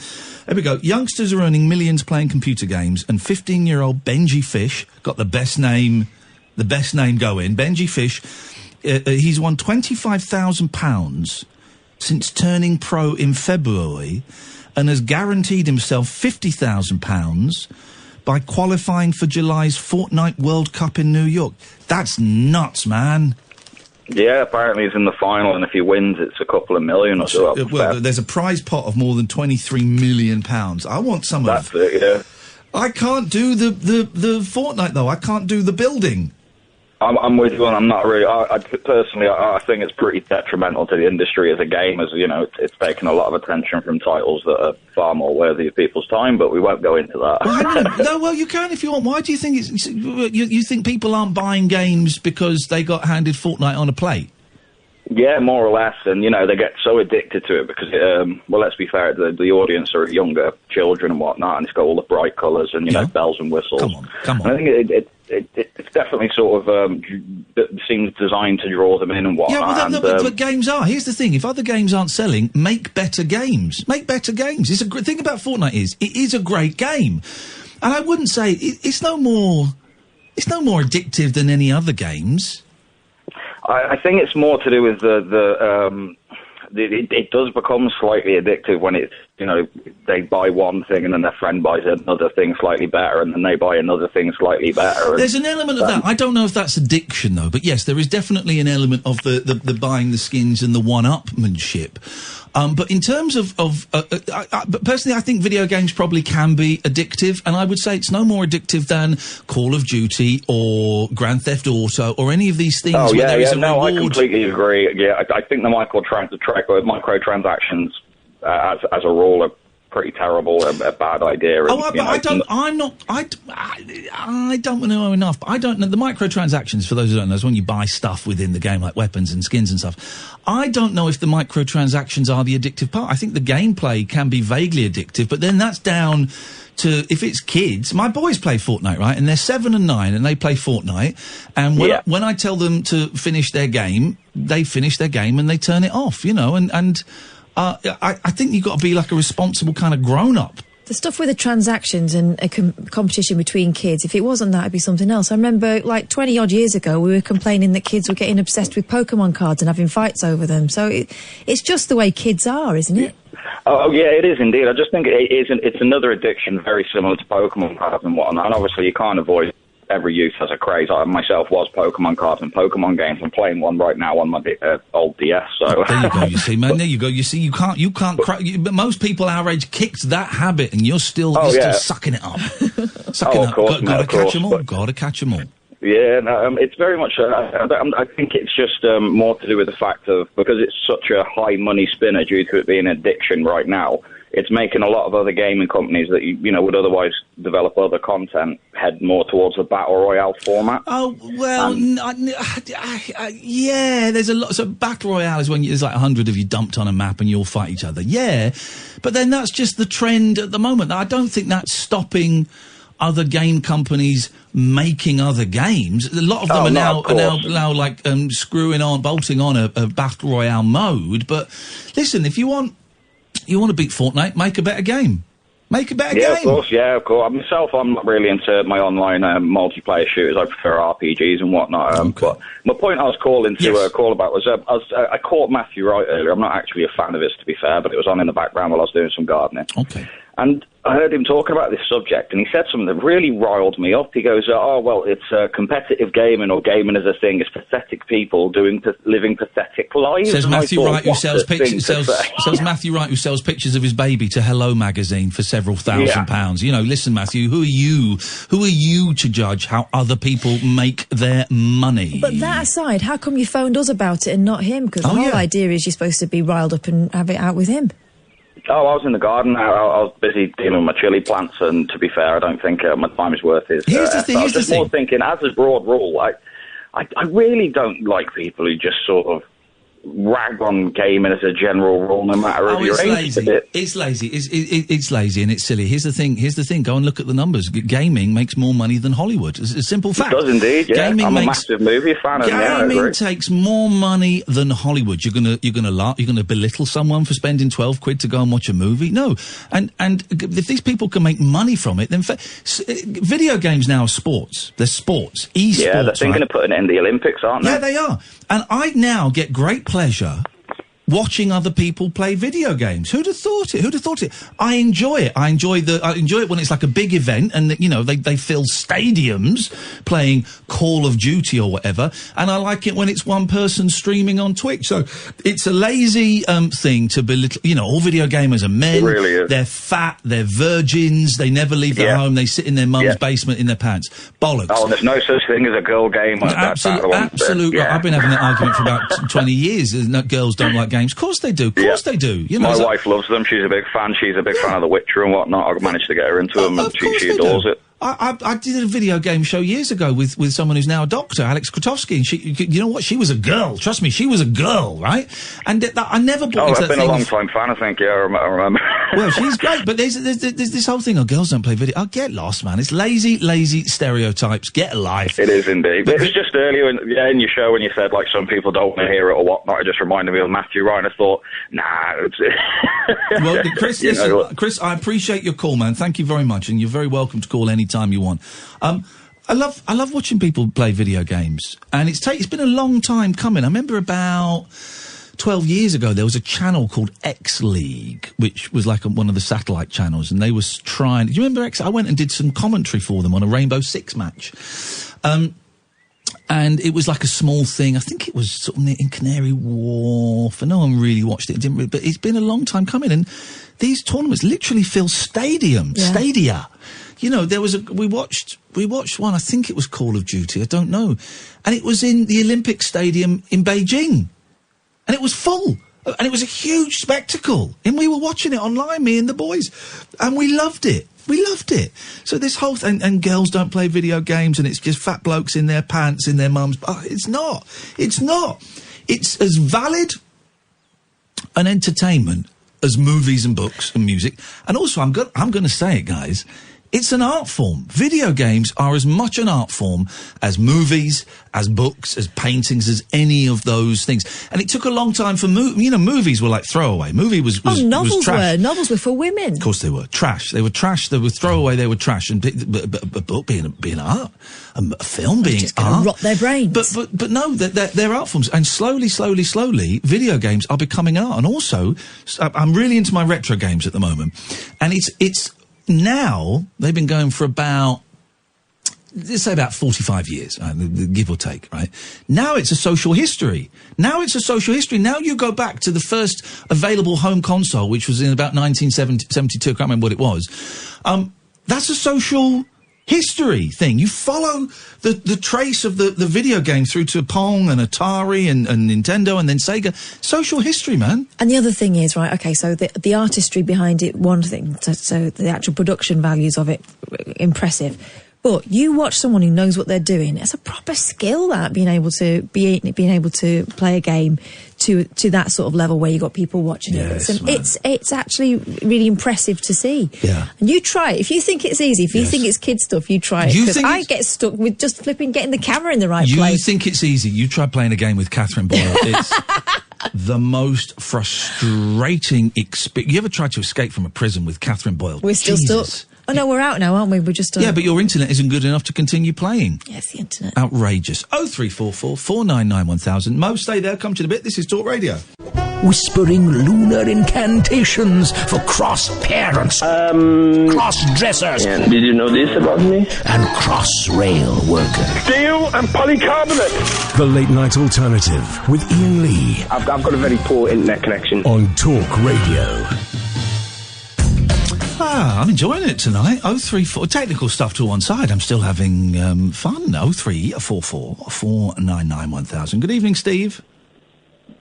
Good evening, Steve. Oh, hello. Sorry, Ian, I couldn't quite catch your voice. No, there. I think what I need to do, and I'm learning, is I need to put the fader up, pause for a second, and then say hello, and then the people respond. I think there's a slight delay. It's a bit like when I'm using my car phone. Yes, when I phone you up, you can't answer straight away. It takes a second. Okay, we're learning, Stephen. You guys are helping us learn and become the better people that we deserve to be. Thank you, Steve. I appreciate it. Anyway, I was just calling up to thank you for showing a bit of love for the Dreamcast. It's here we go. My absolute favourite console, and I've got some very happy memories of playing that machine back in the day and still. Now here we go. We can indulge this for a second. Dreamcast around about 1999 didn't really last that long because PlayStation 2 came out and they smashed it into the ground. But I always thought at the time, Steve, and I've just bought another one and I'm having a great time playing it and streaming it online. It is a great machine, isn't it? It was fantastic. It was. Not only was it, technically such a fantastic piece of kit, and it was the first opportunity to play really arcade quality games in the home. The whole online presentation just brought like a whole new experience to playing games. Yeah. And some of my favourite memories from it, and I've made some friendships then that I've still kept going to this day. Well, hang on. From playing Phantasy Star Online, you've still got friends? Yes. Wow. This is the thing, kids, right? Your PlayStation 4s, your Xboxes and all that. Oh, you plug it, go online, and there's a list of 500 friends, and you can see what they're playing. 20 years ago, we didn't have that. And the Dreamcast was kind of, if you fudge history a bit, was the first opportunity we had, and you could plug it in. Yes, it cost you 6p a minute, and you had to get your mum's permission to use the thing. But I was an adult. I was making TV money. I could stay online as much as I wanted. I was playing Choo Choo Rocket, I was playing Phantasy Star Online, and many, many other great games. Well, the funny thing about PSO was it also brought in my girlfriend at the time, now my wife, as the typist. What? No, hang on. What you're telling me you met your wife on playing a video game? No, she was already, but it was the way to actually involve her in the game because this is before voice comms were live, so we were relying on our Dreamcast keyboards for comms. Yeah. And it was quite often one person would be playing and then their partner would be sort of typing all the messages and having a chat with someone else who's playing as well. So your partner was like your PA in the game? That's brilliant, man. That's brilliant. You can still take the Dreamcast online with a handy little bit of kit. I've heard this. Actually, a friend of mine's got the Dreamcast broadband adapter, so you need to buy. I'm actually wondering if that might offer a slightly smoother route to get the machine online. You need to buy a little thing called. We're going slightly up down a slightly boring old man tangent, Steve. So I'm just. But you need to go online, look for a Dream Pi, buy that, and then you can take your Dreamcast online, and maybe I'll see you there.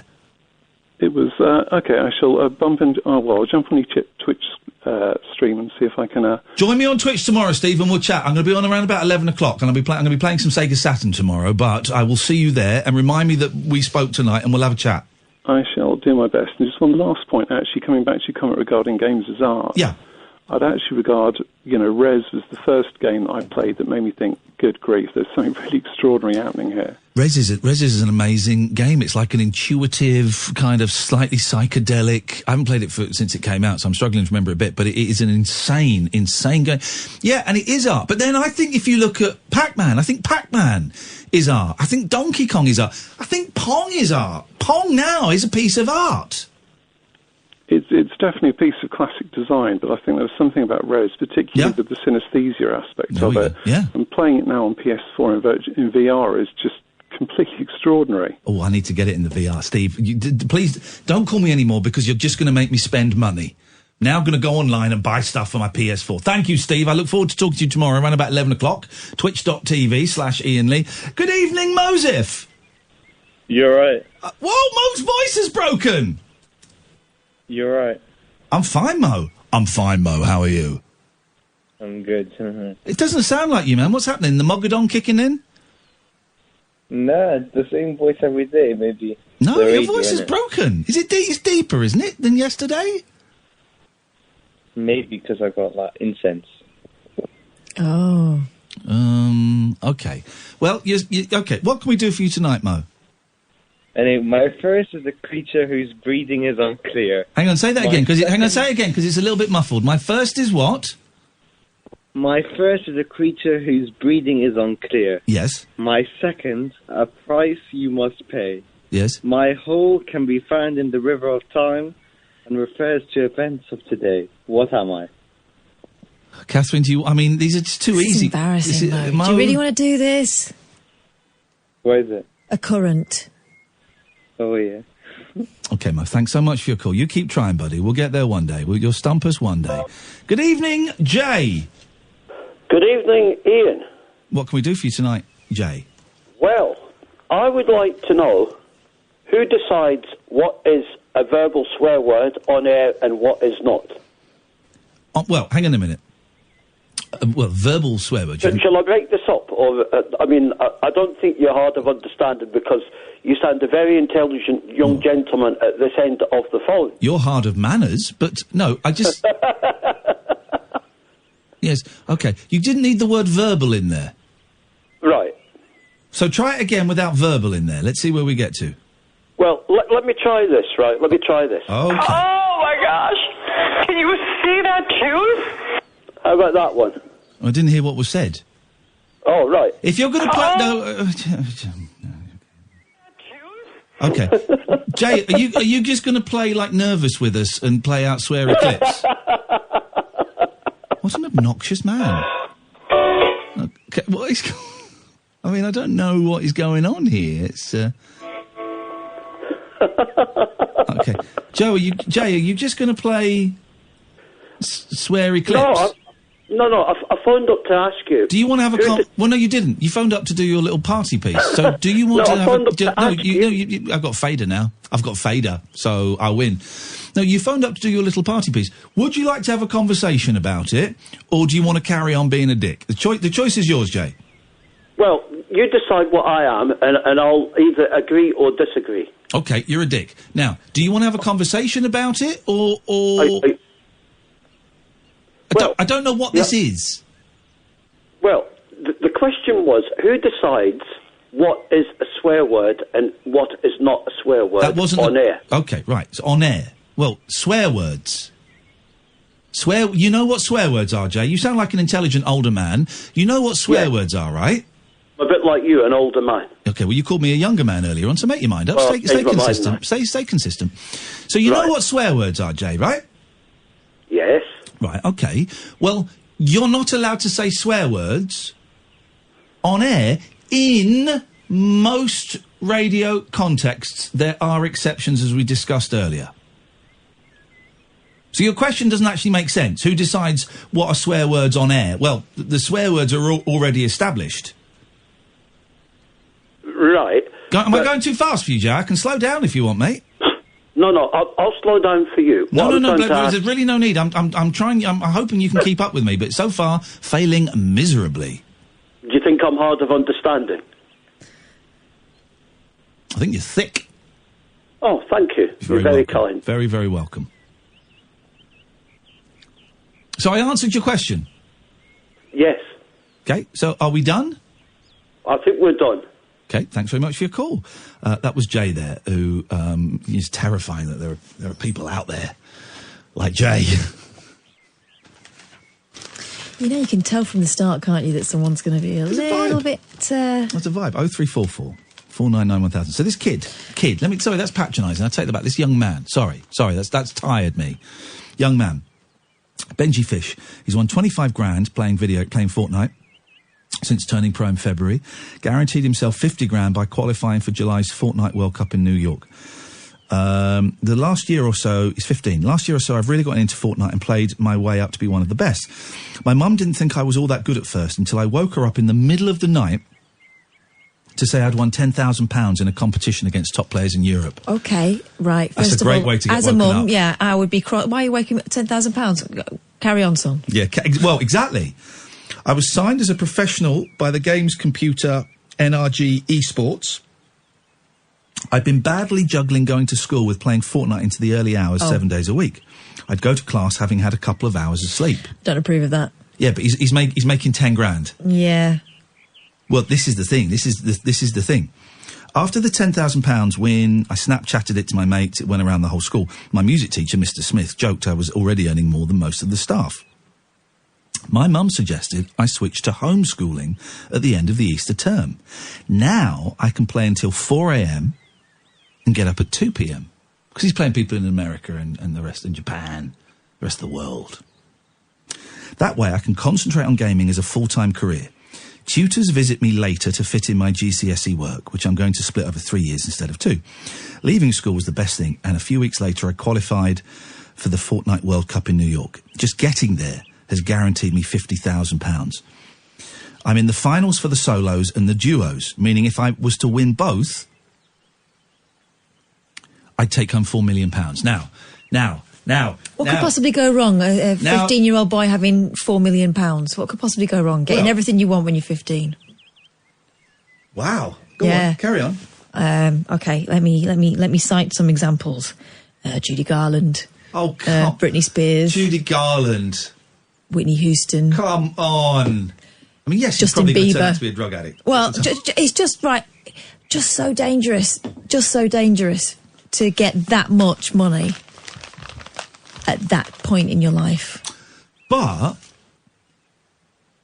here's the thing: if he doesn't do it now, he might not be hot in 2 years' time. He might not.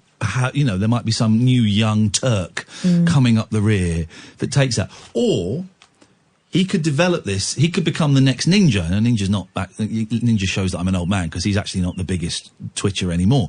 But Ninja makes $15 million a year through playing and through sponsorship and through advertising. Yeah. So it can be a career. Oh, I'm not doubting that. I'm just wondering whether it's good for someone.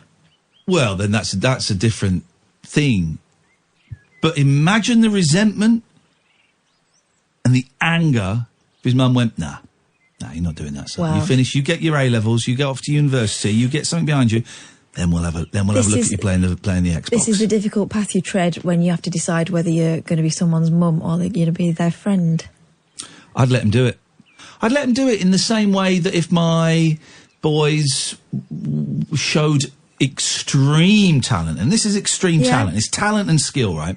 If my boys showed extreme talent in swimming and they wanted to train, and they showed like Olympic medal winning ability in swimming, or if they were doing a school play and like Steven Spielberg was there and Spielberg went, I gotta say, is that your kid? He's 7.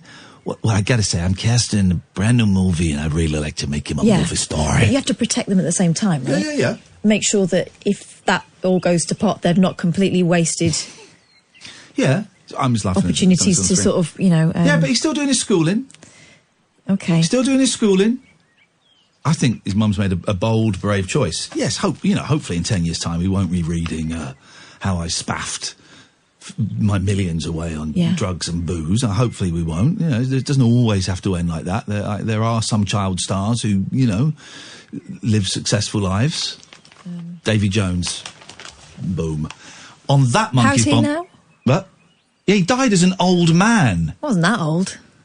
He died at 67. And That's not old. And had a happy, successful life where he made millions, had a few quiet, lean years, and then made millions again. You calling that a failure? No, not a failure. Maybe not plain sailing. Outrageous behaviour. Talk Radio. The Late Night Alternative with Iain Lee on Talk Radio. We have ways of making you talk. Yesterday was kind of like the 4th of July. The way your face lit up the entire sky. Had to look. Go. I forgot I was going to play Deo, wasn't I? Sorry, I was thinking I really need a wee. All right, hang on. Oh, well, in that case, I need a wee. I have to listen to it. Right, we can't play that. Hang on a second. Hang on a minute. No, we're going to play that, and then I'm going to, because I really need. Just go. I need a wee. Just go. Thank you. It hurt my eyes. The way you hit me was a big surprise.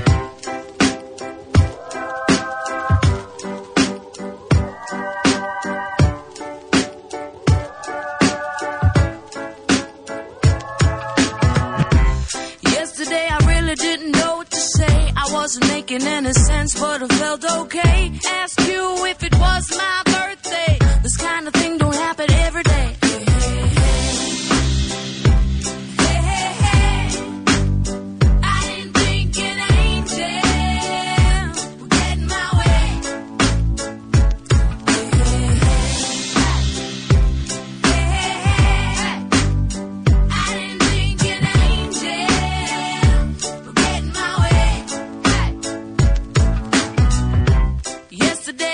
Just like a child, a little curious, a little wild. Live in the moment and you'll never go out of style. You know it's really been a while.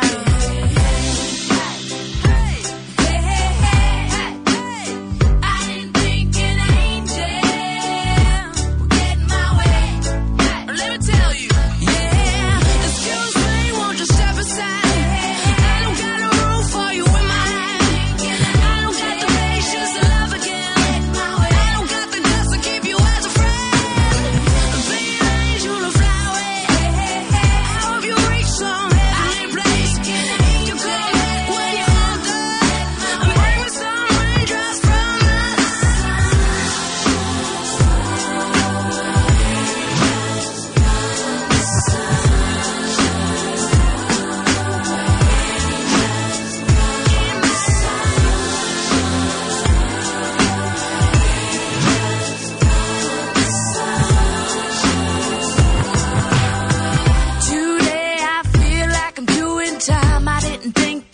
Such a shameful crime. It's been a while since I let you go. Time don't let regrets go.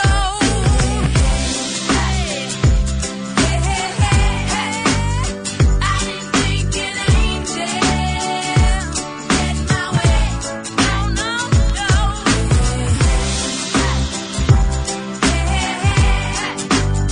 I didn't think an angel get in my way. So I gotta welcome angels, welcome angels,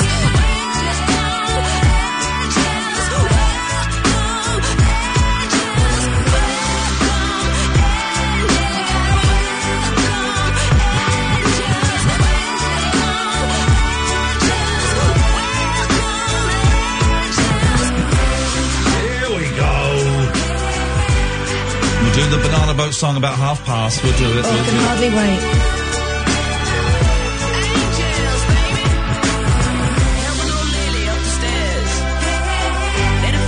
Seen your seat on the subway. Give a bum a meal. I woke up one. Oh, there we go.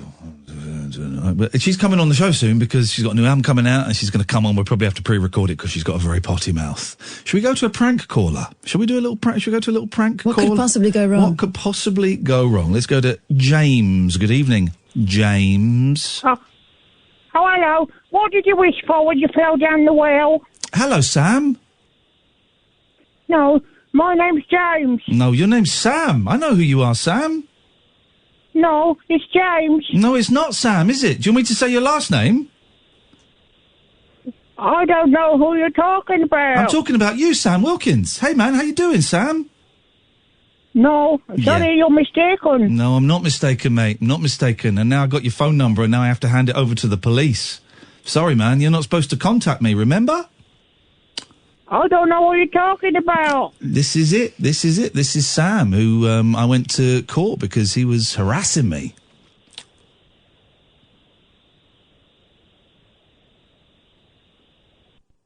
Here we go, Sam. Sam putting the phone down there. Took him to court because he was harassing me and my producer. Gosh, he's back in our lives. Well, that can only mean a delivery of pizzas and taxis coming our way some point soon. Thank you very much, Sam. Well, we've got your number now. Can we get that number, Sam, our Sam, who also works here, and we'll keep that and we'll hand that over to the bosses and make sure that gets passed on to the police, I think, because he's been calling us a few times. Thank you, Sam. Let's go to Adam. Good evening, Adam. Well, that was awkward. Wasn't it awkward? It was awkward for you. Imagine how awkward it was for me. Last time I saw that guy was in court. I can see that being more awkward. Yeah. I wanted to join in on video game chat night. Here we go. Here we go. This is going to get the big listeners. I was going to ask you your opinion of racing games and specifically Gran Turismo, because that's my lifeblood. Wow, listen to you. This is getting niche. Okay, listen, I'm going to give you 45 seconds because there will be people switching off in their droves. I haven't played a Gran Turismo game for ages. The first one blew my mind and I loved it, but I hated all those license tests you had to do. And the second one I found slightly less exciting. And I'll be honest, I haven't played one since. No, so I'm sorry, Adam. I'm sorry to let you down. I'm not the man you thought I was. You're quite right.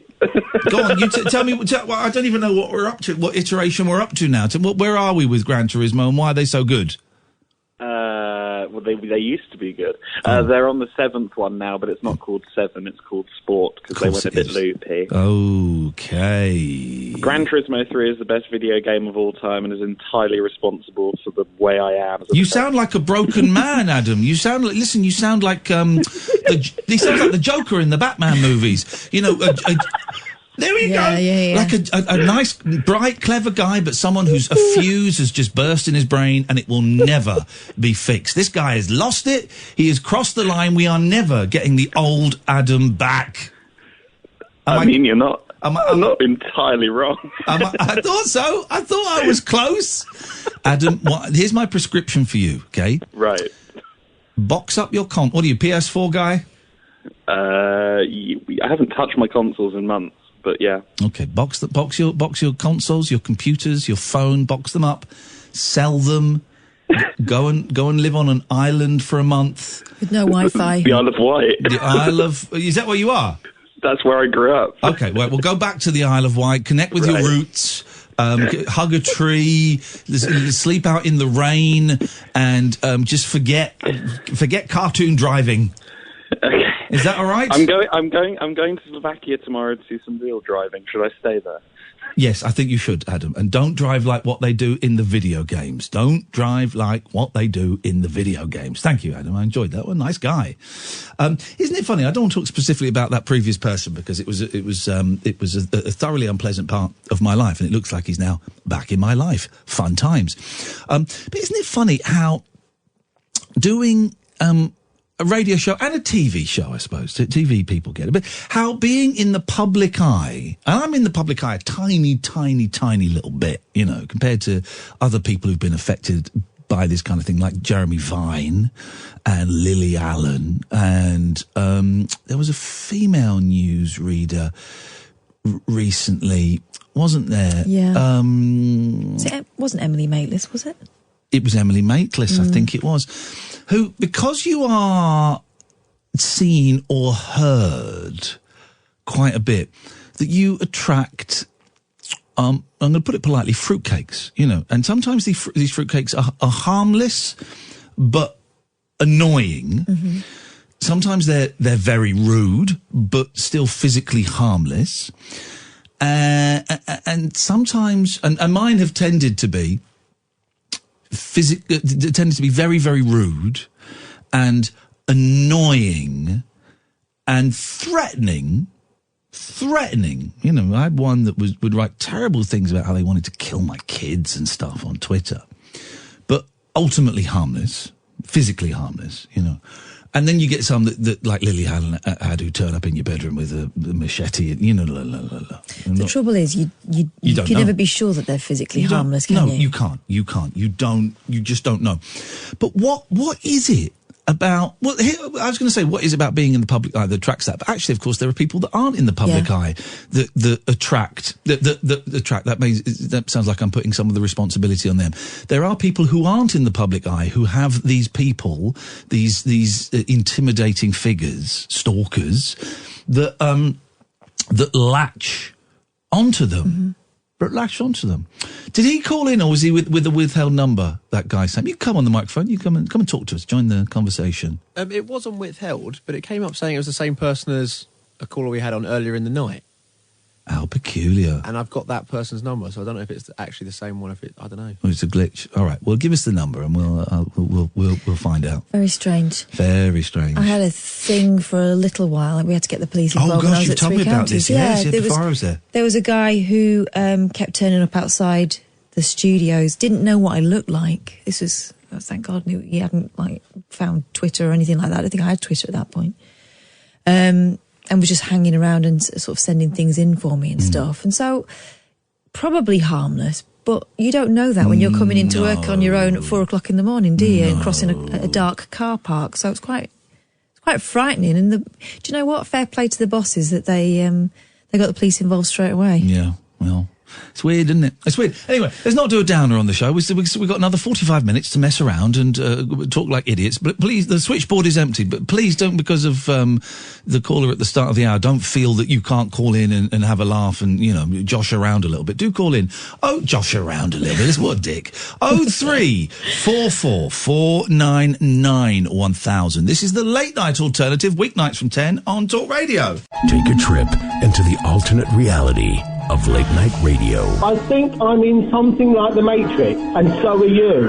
The late night alternative. Hello. With Iain Lee. Is there anybody out there? On Talk Radio.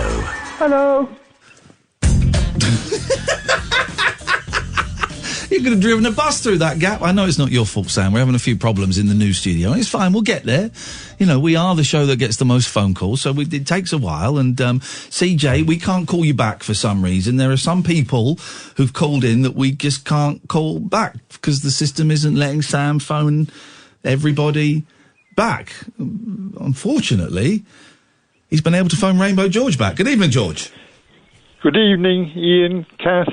Hello. George. How are we going? How are you feeling about our 2020 Eurovision bet? What did I bet? £2,020 that your song won't win Eurovision. Yeah. Feeling very confident about it. Very, very confident. Is this a real bet? Of course it's a real bet. Beautiful. Beautiful. With I can see why you spunked all that cash away. Yes. No, I think you're going to be very happy to lose this bet one way or another. For those who missed it yesterday, just tell us exactly what the bet is.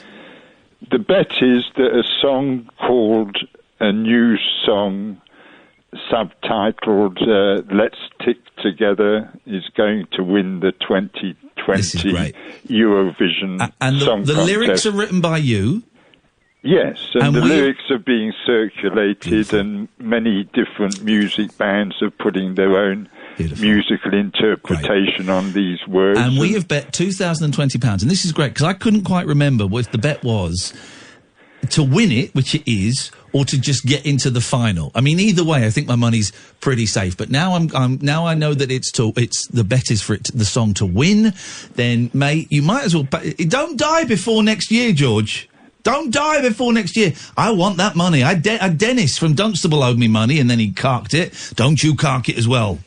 Well, I'll try not to, but I think at least you should know what the words of this song are. Beautiful. Let's hear them. Let's hear them.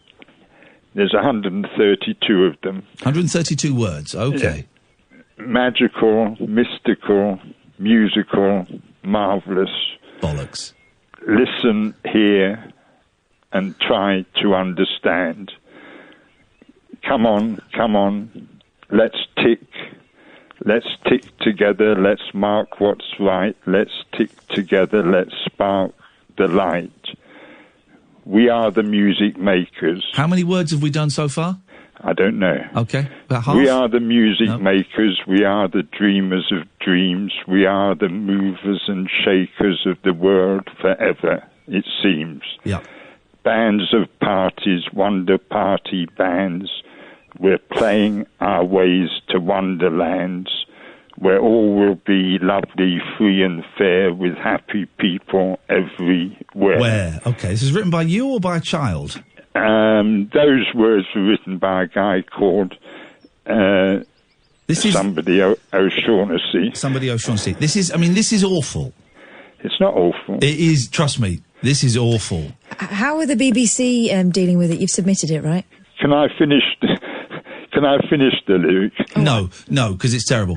Catherine asks a good question. Catherine, ask it again. So have you submitted this to the BBC? Not yet, no. Okay, when are you going to do it? When we've got enough versions of it. Because I think you need to kind of get in pretty soon. Why is that? Well, it's a year to go. Yeah, all right. Or you could leave it. You could leave it 11 months and just drop it off. The day before the competition. Maybe get someone else to do it for you. Yeah, they do these things. I know it's a year's time, but they're already thinking about next year's competition. You know that, yeah, well, don't you? I'm not saying it's going to be our entry, but it's going to be some country. It's going to be. It's going to be some country's entry. Our bet is on this will be the winning song, not which country is going to put it up to be the winning song. Okay, all right, fine. Okay, good. Okay, so have you made contact with any countries? No. Okay. No, these are early days. But anyway, it finishes Feels off. like final days, but go on. It finishes off, the lyric finishes... That's okay. No, I think we've got the vibe. Of it. Well, okay. Come on, George. You know this isn't going to win Eurovision. I am quite convinced that it is going to win Eurovision. Where have you got that from? I'm convinced that you're going to be very happy to see it win. No, George, come on, man, right? You're a sensible guy. I know we lock horns from time to time, but you're a sensible guy. You know this song isn't going to win Eurovision. No, I don't. Well, then you're more nuts than I thought you were. If you genuinely believe this has a chance in hell of even making the competition, let alone winning it, then you need to go and see a doctor, man. You need to put down the weed. I haven't smoked any weed for some time. You need to pick up the weed, because this is insane thinking. No, I'm an apprentice prophet. You keep saying that. It doesn't mean anything. Yes, it does. It means I'm making a prophecy. I can't know if my prophecy is going to come true or not. This ain't going to work. This ain't going to work. Well, we've got a bet on it. I'm genuinely going to take your money. I am going to take your money. I'm not going to do one of those, well, I'm a nice guy, you keep it, or give it to charity. I'm taking that £2,020. No, you're going to be very happy to lose this £2,020. I'm not going to lose. You are. Okay, well, there's the arrogance. That's sorted. Yeah. That's sorted. Yeah. Again, arrogance. And, yes. And something else you said to me the other night. Here we go. You said, I'm always talking about phone calls I've made to other radio stations. You're talking about a phone call you made the other night, so... Sorry? Proceed. To this radio station. Okay, but you're always talking about previously on Rainbow George. No, but I can't remember talking to you about one recent telephone call I've made to any radio station. You have done loads of times, and the fact you can't remember it means that actually maybe I should go a little bit softer on you, because there's obviously something wrong with you. Tell me of one recent radio phone call that I've spoken. You talked about Radio Belfast. You talked about Radio Ulster. Radio Ulster, sorry. You talked about your phone call to Mike Dickin. You talked about phoning... That was in 1985, for heaven's sake, Ian. Yes, you talk about phone calls that you make to other radio stations all the time. Many years ago. All the time. I didn't talk about a phone call I made to BBC Any Answers a few weeks ago. You're doing it now. You're literally doing it now. Yeah, but I didn't speak to you about it. You're doing it now. I'm saying I talk about calls I've made a long time ago. You're doing it now, though. You're telling me about your call to BBC Any Questions or any answers. Yes. Not any questions. And anyway. That's all you do. Is all your phone calls are about other phone calls you've made. No, they're not. Yes, they are. There's the arrogance. I'm telling you a fact, and you are denying a fact. Arrogance. Yes, you're arrogant. You're incorrect. You're arrogant. I am telling you a fact, and you are denying a fact. You are a fact denier. No, I'm not. No, I'm not. You are. You're doing it there. It is a fact that you deny facts, and you're denying that fact. I'm admitting that I speak to you about calls that I've made a long time ago in an attempt to show that what I'm talking about, I've been talking about for a long time now. It's not something I've just thought of. Your song is not going to win Eurovision. Tell me one thing you've done, one event that you've hosted, one thing you've put on that's been successful and has achieved what you set out to achieve. I'd have to think about that. Oh, okay. Anyone from the past 40 years?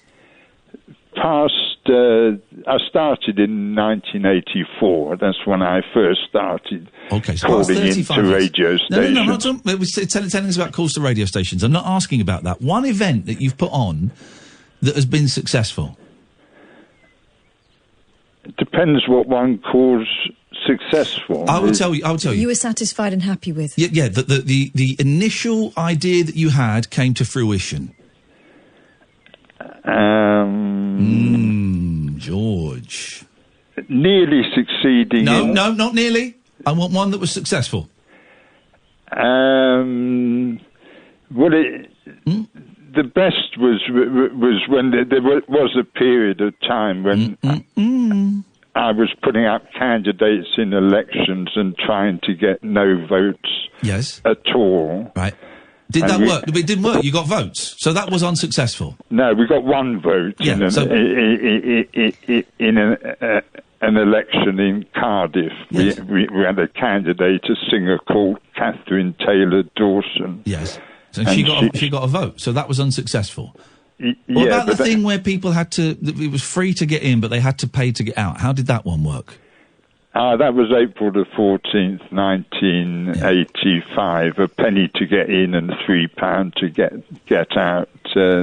That was meant to set the whole wonderful, peaceful revolution in motion. And how did that go? It did well. People paid a penny to get in, but they didn't pay £3 to get out. So it failed. So, it depends what one calls failure. Well, the failure, the success is you have an idea, you act on the idea, and the thing that you wanted to happen happens. That didn't happen there, so that's failure. Did you ever see the A-Team, George? No. Okay, well, in the A-Team, they loved it when a plan came together, right? Have you ever said that? Have you ever said, that happened just as I thought it would? No, but the Wonder Party Bands Party is emerging now and is going to be successful. Oh, okay. All right, George. Well, listen, nice to talk to you, man. Thanks for the call. Thank you. Thank you very much indeed. 0344 499 1000. This is Talk Radio. Neon lit night talk for torch singers, trolley dollies, and train wrecks like me. Never know just where the conversation will take you. What I'm going to say sounds ridiculous. The Late Night Alternative with Iain Lee on Talk Radio.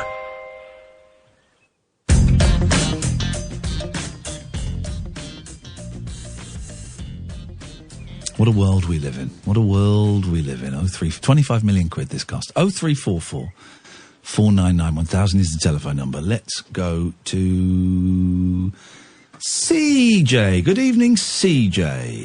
Good evening. Sorry, my voice is going. Good evening, guys. Good evening, CJ. I want to talk about something that's I usually ring in the show being silly or funny, but it's something really difficult, but I feel like I want to talk about it. Go on then, talk about it. It's to do with this stalking thing. Yeah. Not with you, but I've experienced it in the last few years myself. Yeah. And what had been happening, it's been going on since like 2016. I've been running sort of these local pages in my area, and someone kept making these fake pages of the ones I'm running and uploading photos and videos of me onto them, and this sort of thing had been going on, for all these years. And Yeah. it just, when I was listening to, when you were talking about He Who Won't Be Named, it sort of, I don't know why, but it just started flooding back to me, sat here. Yeah. It's and by the way, I'm not worried about this guy popping up again. He probably will, and he's kind of been popping up for the last few years and thinks I don't know it, but I'm not worried about it. But it's go on, tell me about how it makes you feel. Well, I'm sat here, right, and I'm sweating from head to bloody toe. Just the thought of it, it's. Sorry, my words are bloody useless tonight. But did you find out who it was? Just recently, a few weeks ago, yeah. Oh, did you? After all this time, yeah. And don't name any names, but was it someone you knew? Someone from, going back 10 years ago, which was the strange, scary thing about it. It's someone that I thought, what? It's just, I don't understand it. And have you spoken to them? Every time they would appear on a new account, it would be an instant block from my part because I thought, no, not. But since having found out who it was, have you spoken to them?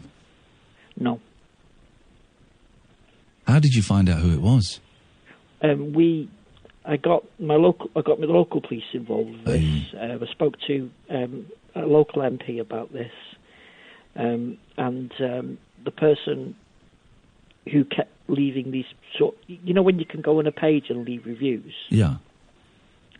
He kept making fake accounts, leaving reviews, saying all these random things that didn't even relate to what we're doing on this page. And it's just mind-boggling, And we found a review on Google, and it was the same review, but it had his real name, and that's how we caught him out in the end. So I knew we'd get him eventually somehow, but it was I'm not even famous or rich or I'm not any of that business. Well, no, and this is the thing, and I was wrong when it started to suggest that it was just famous people that get it, and then it hit me, of course, that everybody is potentially a target for this. Has he or she, have they done it since? Not since we found out who it was, no. And why do you think they were doing it? I wish I knew. I really wish I knew.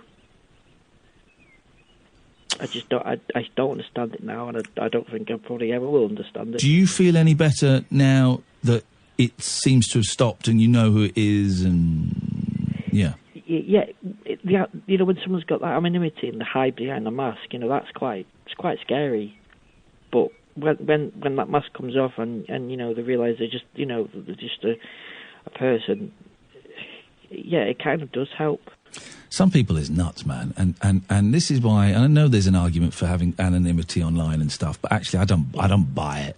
I don't buy it. If you're going to call someone out, I don't like when I see fake profile. When you see someone has a profile. If you're going to call someone out, if you're going to attack someone, then you don't have to put a picture of yourself. Have the decency to put your name up there, so that we know it's a real person. And I've had people calling me out for all kinds of stuff, but it's all fake names, and it's it's not fair. I'm sorry you went through that, CJ. Hopefully that's the end of it. Are the police going to do anything, or have they spoken to the person? The officer was going, last time I spoke to him, was going to go and track him down and speak to him at his address. And give him a warning, and if he breached that, then it would be a malicious communication. They would take on with it. Break a few bones. I'm going to go and have a word with this piece of trash. I'm going to break a few bones. I'm going to break this guy's ass. I'm going to bust this guy's chops. And I'll make sure this guy never speaks to you ever again online or in person. And if he does, you let me know, and I'm going to sort this piece of trash out.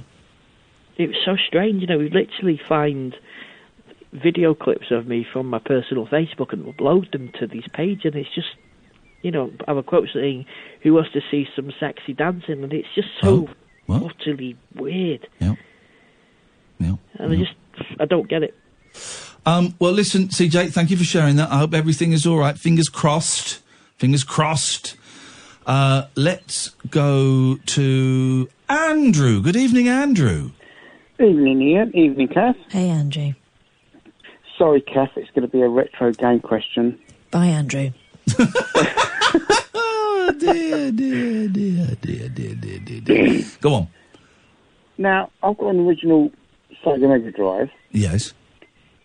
So what's the difference? And it looks exactly like the Sega Genesis. What's the difference? Doesn't matter. Well, the Genesis is the American version, the Mega Drive is the UK European version. Ah, got it. Because everyone says, I've got a Sega Genesis. I thought, is it better than the one I've got? Yeah, no, they're exactly the same, but they probably can't play the same games. Does that answer your question? Yeah, okay. Thanks very much indeed for your call. Happy to Bye, help. Andrew. Someone's just sent me, who is this? Joe. Joe has just sent me this new handheld gaming system that you wind up. It's got a crank. Oh my God, this looks amazing. Yes, sign me up for this. I am in. 0344 499 1000 is the telephone number. Catherine, what have you got for us tonight? Okay, things living in your face. Yeah. Scientists have Sorry, revealed what? things are living in your face. Geez, not this only they're already living in sounds- your face, they're doing all kinds of stuff on your face, and there's not a damn thing you can do about it. This already sounds horrendous. Go on. You're going to itch. If you're listening to this, you're going to itch. Scientists have revealed there are tiny mites living in the pores of your face right now. Yes, your face right now. The 8-legged mites are called Demodex. Demodex. They're too small to be seen with the naked eye. Dr. Michelle Troutvine, an expert at the California Academy of Science in San Francisco, explained they look like kind of stubby little worms.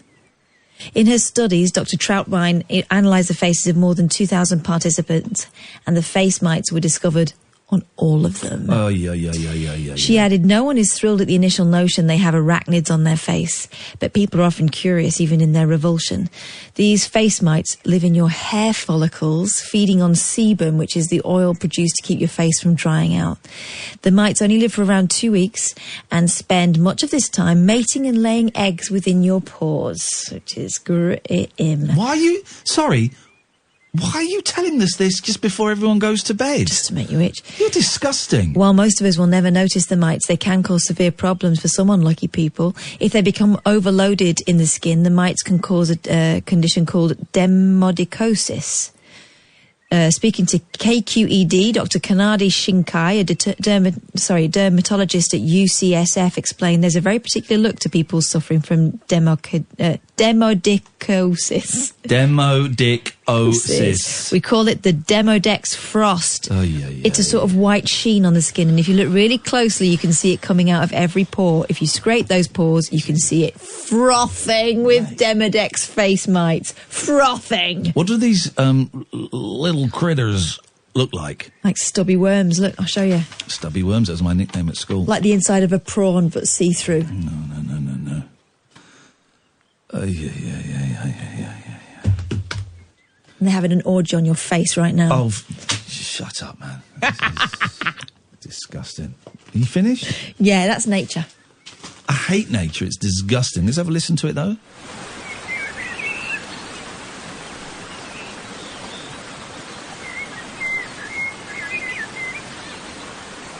Yeah, it's disgusting. Closing time conversation for tax inspectors, taxi drivers, and taxidermists. Great big talk for the wee small hours. You've been trolling me big time, mate. The Late Night Alternative with Iain Lee on Talk Radio. 0344 499 1000 is the telephone number if you want to give us a call. A squash club has given its female champs a shocking prize. Vibrators. What?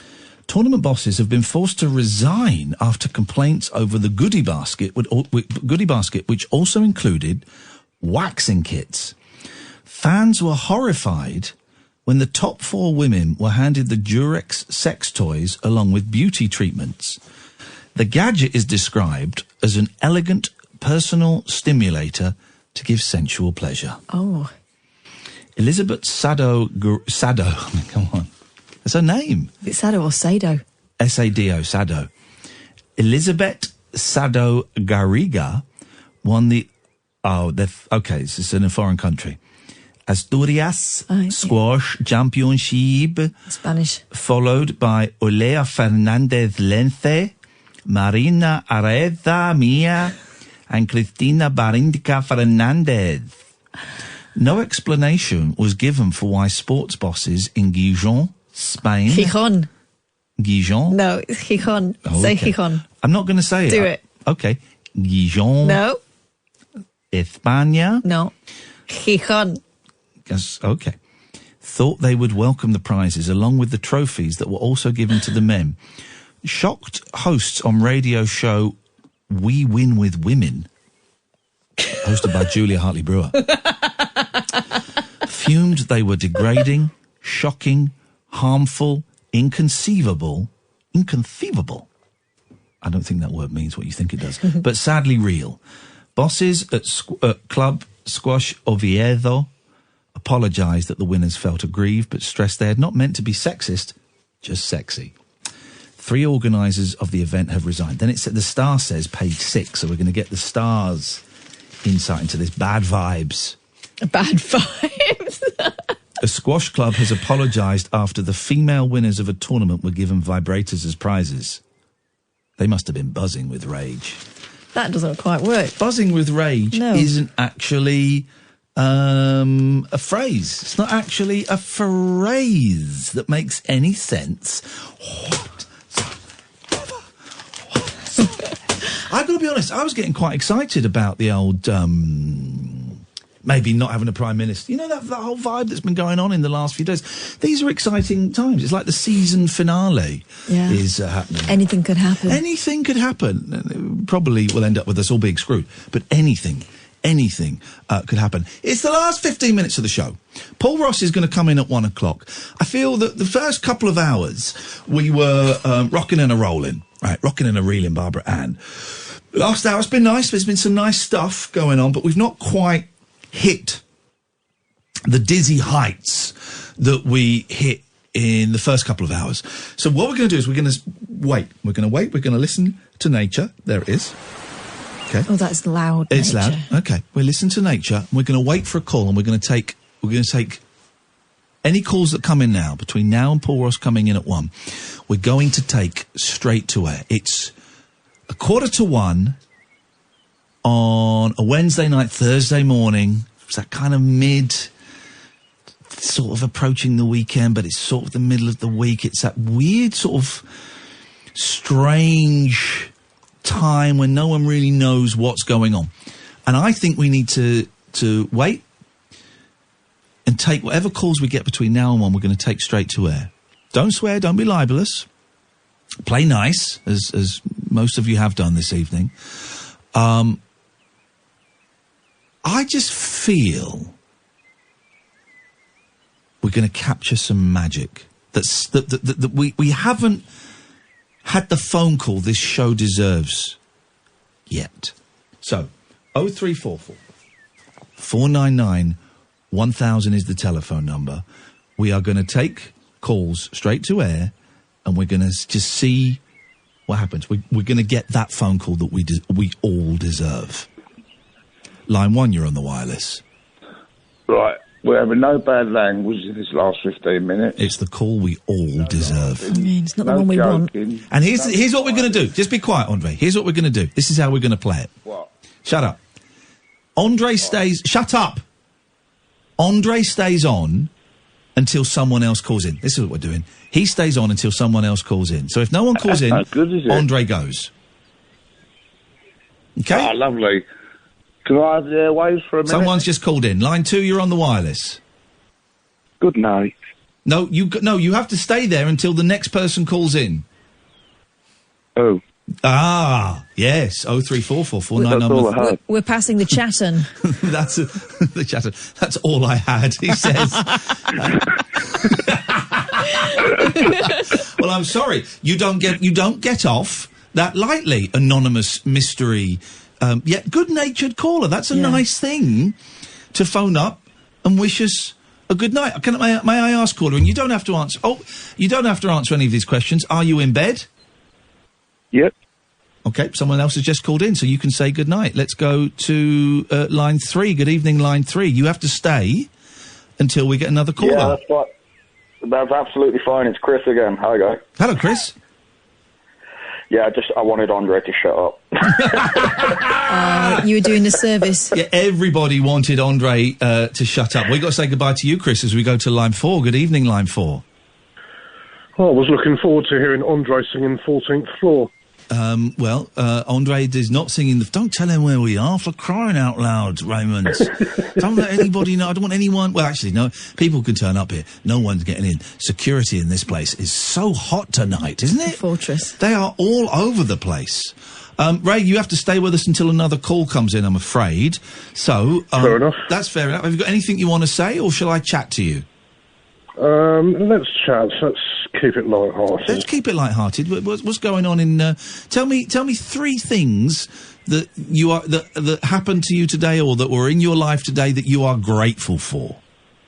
I was raking the garden, the back lawn. Let's go to line 5. Hello, line 5. You're on until another caller calls in. I like this game. How have I only just thought of this game? This is fun. Go on, line 5.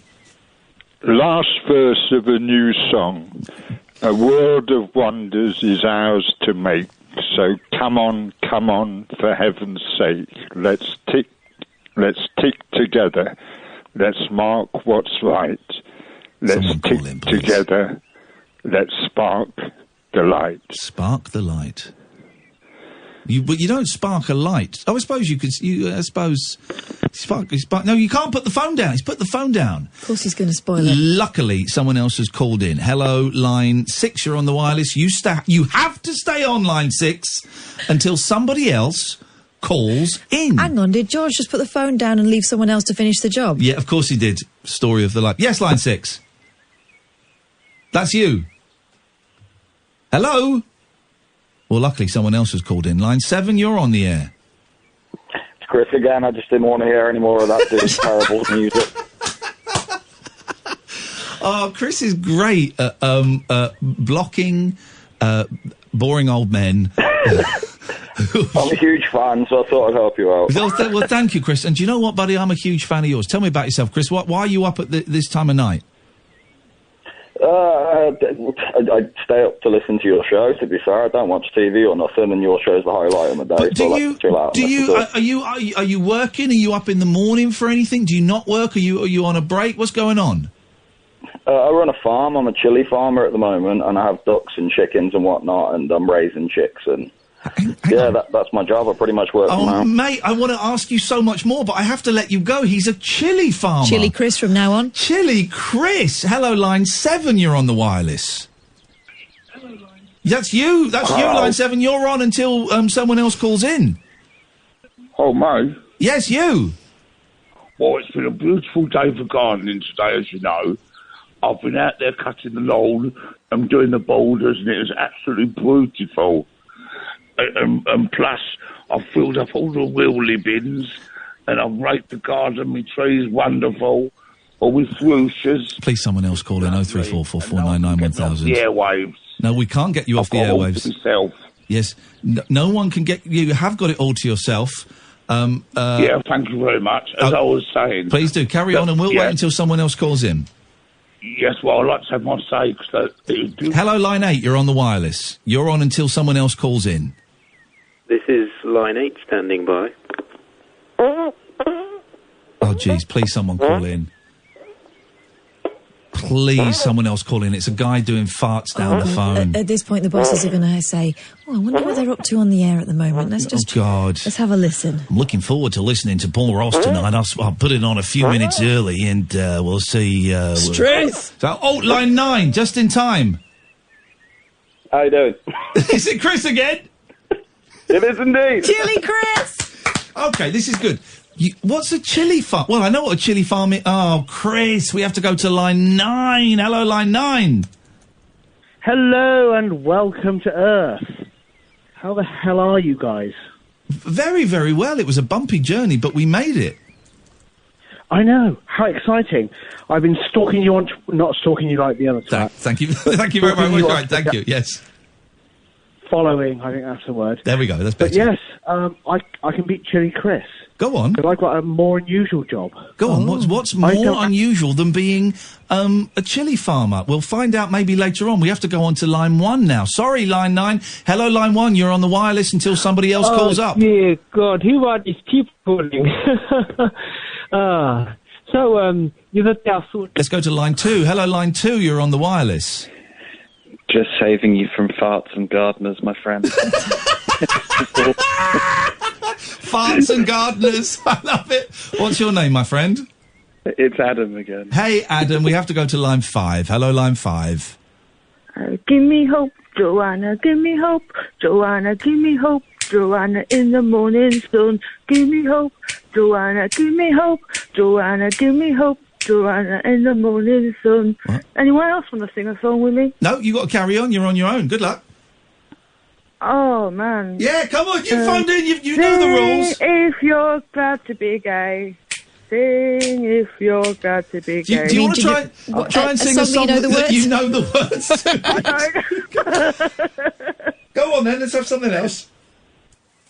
I think everybody is at home listening to you struggle to sing. I'm afraid. Where's Andre gone? Do you know any Beatles songs? Everyone knows a Beatles song, apart from Nigel from Maidstone. Penny Lane. Nope. How can you not know us? How can you not know any songs? You've been saved by line 2. Hello, line 2. You're on the wireless until someone else calls in.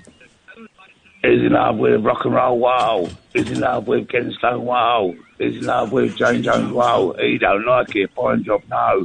And he knows... Hello, line 3, you're on the wireless. I feel like I'm the youngest person listening to this show right now. It's hilarious. How old are you?